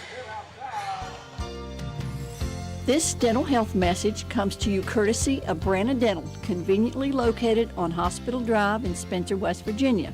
While brushing your teeth twice a day is a great habit and highly recommended by dental health professionals, there are areas between your teeth the toothbrush simply can't clean. A sticky layer of bacteria called plaque accumulates there and can lead to bad breath, cavities, and gingivitis. Flossing is recommended once a day at bedtime for greatest benefit. Ask your dental team for flossing instructions and product recommendations at your next dental checkup. Call Branna Dental at 304-927-2775 for your family's dental care needs. That's 304-927-2775.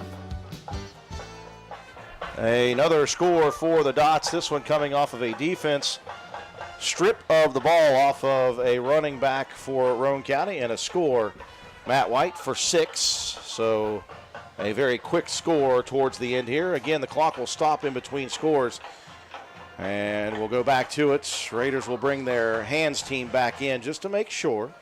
Yeah, JV guys had a good drive going. They were 6 plays in. They had 6:55 off the clock before Colton Dunbar ripped it away and took it 48 yards for the polka dot touchdown. 45-19 now the score.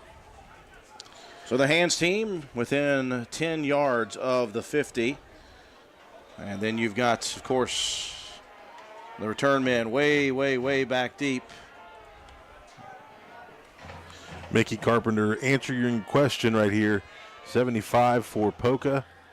He's a lad. Bragg, he is 6'6", 285 pounds. Brody Proctor and Javon Letourneau are the two deep return men. Just a little smaller than Swobie. And what is he, 6'5", 250? In his mind? It might be bigger than that these days. Very approaching. He will kick her deep once again. Proctor will move over. That one out of the hands of Brody. He'll pick it up at about the 2-yard line. Proctor to the outside. Far side. Proctor with open running room. Brody Proctor out to midfield. Tiptoeing the line. Stays in bounds, and then he will drop.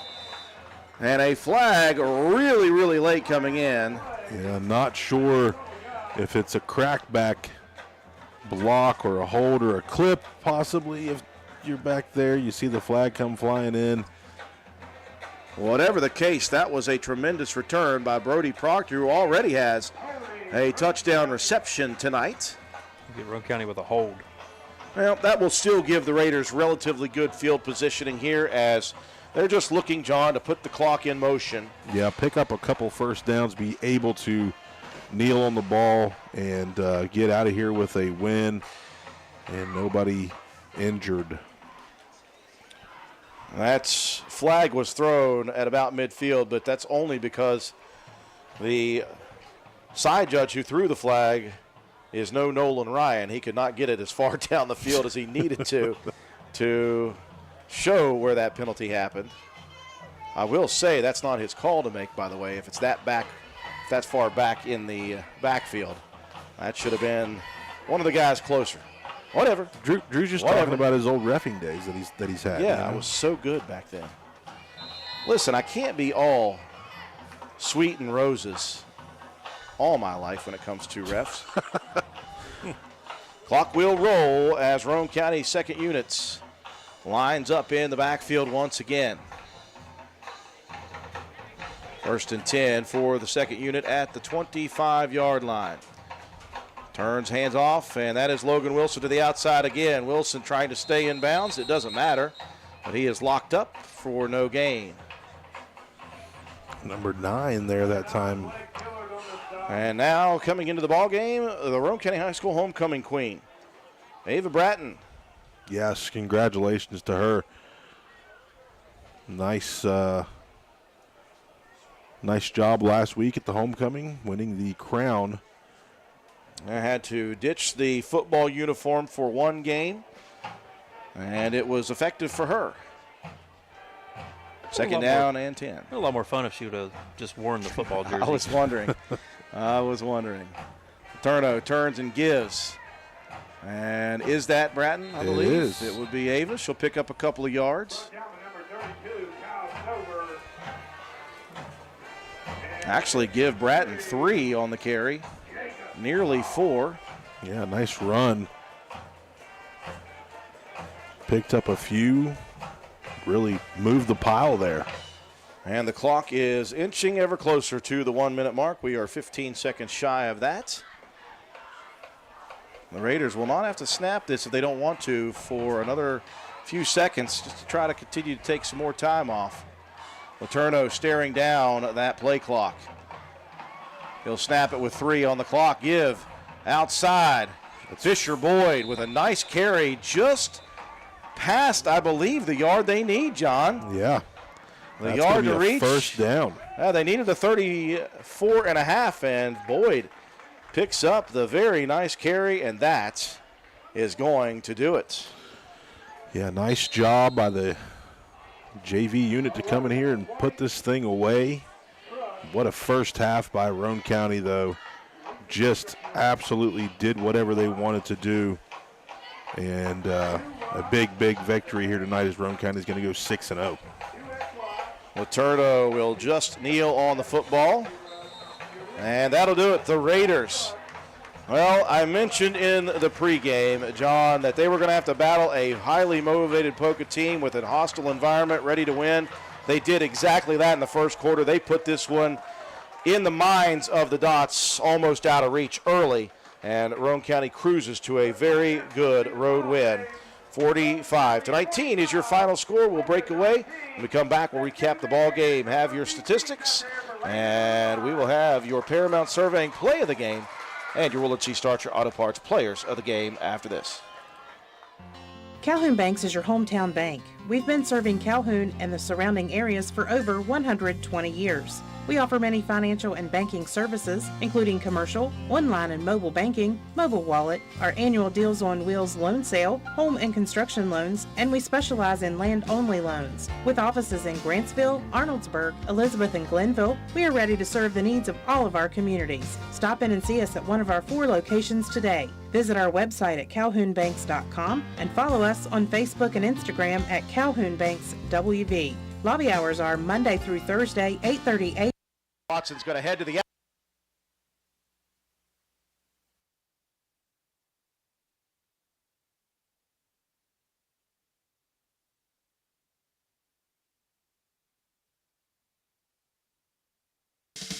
Carpenter's General Store in Spencer has been saving you money and giving you the best selection in Roane County since 1996. We have an amazing selection of domestic, import, and craft beers, ciders, and wines at the absolute lowest prices anywhere. And if we don't have it, we'll get it for you. We have a sporting goods section with all the right fishing gear, locally crafted lures, and live bait. And we also carry a great selection of firearms and ammunition. And once again, if we don't have it, we'll get it for you with the lowest prices guaranteed. We're open Monday through Friday, 7 a.m. to 8 p.m., Saturday, 8 a.m. to 8 p.m., and Sunday, 9 a.m. to 7 p.m. So come see us at 746 Arnoldesburg Road in Spencer. It's a convenience store with a whole lot more.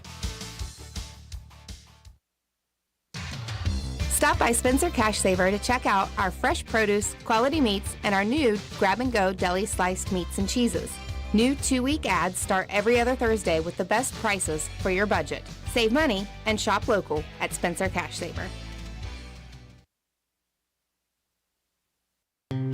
Come see what's happening at Circle S Farmers Market and More, located at the Y in Arnoldesburg. We offer a full deli, and we have the area's best loaded subs and wraps. Try them just once, and you'll become a repeat customer. Stop in and order, or call in your order for pickup at 304-655-8055. Circle S Farmers Market and More also supplies the best farm-fresh, locally sourced beef and pork, a great selection of fresh produce, and the area's large supply of Amish products from Walnut Creek. There truly is a little something for everyone at Circle S Farmers Market and More. Stop by at 10351 South Calhoun Highway in Arnoldesburg at the Y, or call us today at 304-655-8055. Big road victory tonight for Roane County. They established themselves early and often offensively. Did not allow much defensively in that first quarter. Before you knew it, John Pennant, Roane County was up big in the first quarter, and they just continued to roll in the second quarter. It was 37-0 at halftime. Roane County immediately took control again in the second half, and it was just a cruise to victory for the Raiders. Before we get started with our post game, I do want to wish Matt White a happy birthday on the air. I meant to do it in the pregame. I was a little stressed in the pregame, so Matt took a back seat, unfortunately. Apologize for that, Matt. Matt is not a day older than 25 right now. He looks his age for sure. But, John, this was one of those things that Roane County needed to come out and establish themselves on the road quickly. They did that and then some. I think I think the best first half of football all around that Roane County's played. Yeah, they put it together completely. Offensively, running the ball, the stats were through the roof. And then Jacob Greathouse able to get himself into that rhythm and throw the football, be very effective there. Defensively, we were great. Great coverage by our secondary for the most part. You had one little slip up there. But other than that, man, we were very, very good on all aspects of the game tonight. Big on special teams. You had Lane taking a nice couple kicks for some big yardage. So all around the varsity level, guys really came out here and took care of business and set the tone early in that first half. And like you said, it had Poca reeling. Poca was 3-0. Lost their last two. Now they've lost their last three now. Without McClanahan, I think that's a big cog in their offense. But tonight, just Roane County came out and was very dominant. I think we were physical what we needed to be, and that set the tone. Yeah, I think the establishment up front defensively for Roane County early against the big front five really made a difference for Roane County. Again, McClanahan is a huge cog in the wheel to miss.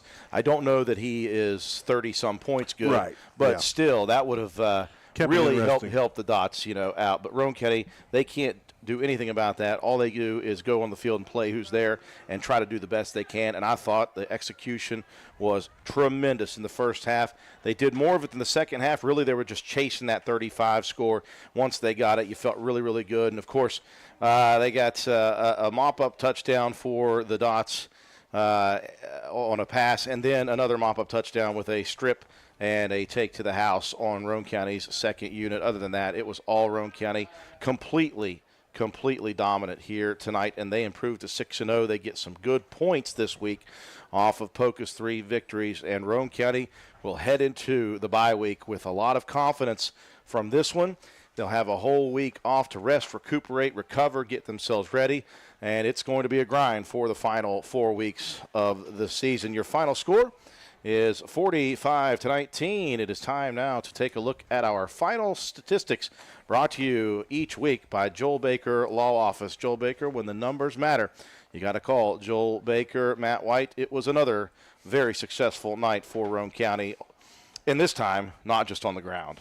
Yeah, nice way for me to spend my birthday. I appreciate it. It's a great gift from these guys to really dominate the game the way they did. Appreciate that. Is that what you appreciate about him? I appreciate a lot about these guys. Lane Watson, I appreciate the way he ran the ball. 10 carries, 163 yards, a touchdown, scored on a 96-yarder. Clay Walker just shy of the century mark. 13 carries, 94 yards, 2 big touchdowns, ran as hard as anybody out there. Shea Harper, 12 carries, 72 yards, and a score. Jacob Greathouse, 6 for 11, 171 yards, and 2 touchdowns. 3 completions to Lane Watson for 74 and a score, and then a completion to Brody Proctor for 70 and a touchdown. Clay Walker in on the action with a catch for 20, and Cooper Greathouse with 1 catch for 7. 18 first downs on the night for the Raiders, just 4 penalties for 25 yards. Did have those 2 turnovers late on a couple of fumbles. 23-minute time of possession. 360 yards on the ground, 171 through the air. 531 yards of total offense for the Raiders. Defensively, you had Lane Watson, Clay Walker with 6 tackles apiece. Cooper Greathouse had 4 tackles, a couple of pass breakups, a deflection. Had a very nice game here this evening, did Cooper. A big bounce-back game for him in the secondary. Brody Proctor with 3 tackles. Shea Harper, Colton Starcher with 2 apiece. Tyson Freeland with 3. And Garrett Brabham picking up a sack early on in the ball game. Tough sledding offensively for the Dots. Preston Bonnet led the way, 12 carries for 63 yards. McBride, he was 7 for 19 in the ball game for 161 yards and 2 touchdowns. DJ Combs with 2 catches for 85 and a score, and then Bonnet got one late there for 50 and a touchdown. Just 4 first downs on the evening for the Dots. They shot themselves in the foot a bit with penalties. They had 9 for 65 yards, but did not turn the ball over, did Poca. They had a 25-minute time of possession. 39 yards on the ground and 161 through the air. That's 200 yards total offense for the Dots. Defensively, Corey Cook with 8 tackles and Colton Dunbar with 8 tackles. Dunbar also had that 48-yard fumble strip and score there late in the ball game as well. So add it all up, just a great evening here for Roane County. They win this one 45-19 over the Dots of Poca. The Raiders were methodical throughout the majority of this ball game, so it made it only slightly difficult on John Pinna. It is now time to present our Paramount Surveying play of the game. Paramount Surveying with, of course, Matt Painter and Brian Lawrence, our exclusive sponsor of that. John, was it the run for a thou? Yeah, I guarantee it. I'm a running back, so that's going to go to a running back, and that's Lane Watson right there with a beautiful 96-yard run. You got to tip your cap to the offensive line for opening up that hole, and those guys that were also blocking from the backfield. 1,000-yard rusher once again for Roane County is Lane Watson. Congratulations on the play of the game. And that came after Roane County's only first half penalty, a delay of game. 96 to the house, over 1,000 for the season for senior Lane Watson. One final break to take for Willard C. Starcher Auto Parts. When we return, we'll wrap things up with the Player of the Game Awards, and we'll prepare for the next broadcast after this. When I was looking for parts in all the wrong places, looking for parts. If you've been looking for parts in all the wrong places, come to Willard Starchers and you will know you have found the right place. Willard Starchers has been in business for a very, very long time, since 1938, which means they must be doing things right. Brakes, calipers, rotors, paint, batteries, belts, and many things you wouldn't even expect them to have. The friendly staff treats you with respect and helps you get what you need. If you've been looking for parts in all the wrong places, shop at Willard Starchers in Spencer, open 7 days a week. Dial 927-2520. 45-19, your final score from Poca High School. Roane County improves their record this year to 6-0. They'll get some bonus points against the 10th-ranked Polka Dots here tonight with a big victory. The Raiders with an off week next week. We'll talk about that and all the rest. Before that, though, John Penna, you've got some work to do here. Willard C. Starcher Auto Parts, players of the game. Yeah, this is going to be a lot of guys, and I hope the guy that has to do the graphics is ready for this. Don't worry, that's me. I'll tell you it's what, all right. the offense tonight was tremendous. I talked about the offensive line; those guys got it last week, but tonight, the three-headed monster in the backfield that running the football. You had Lane Watson, 10 carries for 163 and a touchdown. Clay Walker, 13 carries for 94 yards and 2 touchdowns, and those runs were amazing by Clay Walker tonight. And then Shea Harper doing the dirty work. He had 12 carries for 72 yards and a touchdown. Jacob Greathouse through the air tonight, 6 of 11 for 171 yards and 2 touchdowns. Huge game for him. So the running backs and Jake Greathouse, but I'm also going to throw in Colton Starcher. Colton Starcher was the man there tonight, blocking out of the backfield, and I know Swolby is so ready to do all this work. Listen, I'll be doing the graphics. You're messing defensively me up. Right, I don't have to get tonight. Up in the morning. Defensively tonight. So congratulations to those guys offensively, and then defensively here. Cooper Greathouse had a great game in the secondary. They tested him all night, and he stepped up. Some of the plays they're not going to show up in the stats, but he was there. And then my buddy Garrett Brabham, he was another force on the defense. He was in the grill of the quarterback a couple times, forced some things to happen. So congratulations to those two guys on the defensive side, Brabham and Cooper Greathouse defensively. On offense, Lane Watson, Clay Walker, Shea Harper, Jacob Greathouse, and Colton Starcher. That's 7 graphics for me. But I'll take it, John. That was a good win for Roane County, and it's really hard to pinpoint a couple even on the offense here tonight. Congratulations to all those for our Willard C. Starcher Auto Parts Player of the Game Awards. We will not have a game next week. Roane County enters the bye week with a 6-0 record. They need to get rested, recovered, recuperate, be themselves ready for the next contest back at home as they will host the Logan Wildcats. I want to make sure I got that one right. They host Logan in 2 weeks. Our next sports broadcast will be next week. We will turn around. It's Walnut Festival week, and Roane County's middle school teams will face off against each other in the future Raiders Bowl. That will be up at County Stadium on Wednesday night, as it will get started. I believe 6:30 is the start time. 6:30 should be the kickoff. It's going to be 8th grade night there as well. We celebrate both middle school teams on the same field, because we are looking forward to those guys becoming Raiders and playing football at the high school level the following season. I love to see it. So tune in for that. We hope everybody has a good Walnut Festival. Hope everyone has a great weekend. For all of us here at WVRC, Roane County wins at 45-19. George Allen, our studio technician, back at WVRC Control. Swolby stressed out over there. Joe McDonald with A&M Digital Technologies, providing the scoreboard, the graphics, the instant replays. Katie White, our camera person. Happy birthday to Matt White, my statistician, John Penna, my caller analyst. I'm Andrew Miller. Have a wonderful weekend.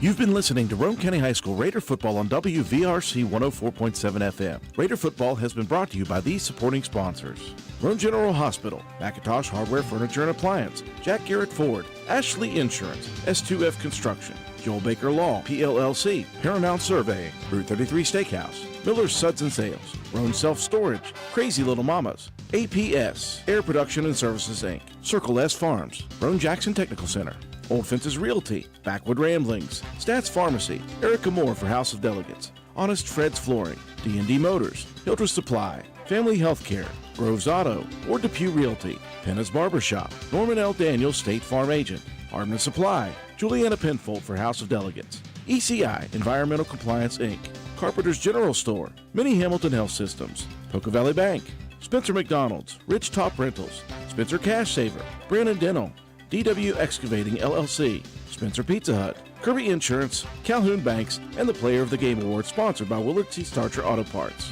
Thank you for listening, and tune in next time for more exciting play-by-play action with Andrew Miller, John Penna, and Matt White. Roane County High School football broadcasts are a production of WVRC 104.7 FM. All rights reserved.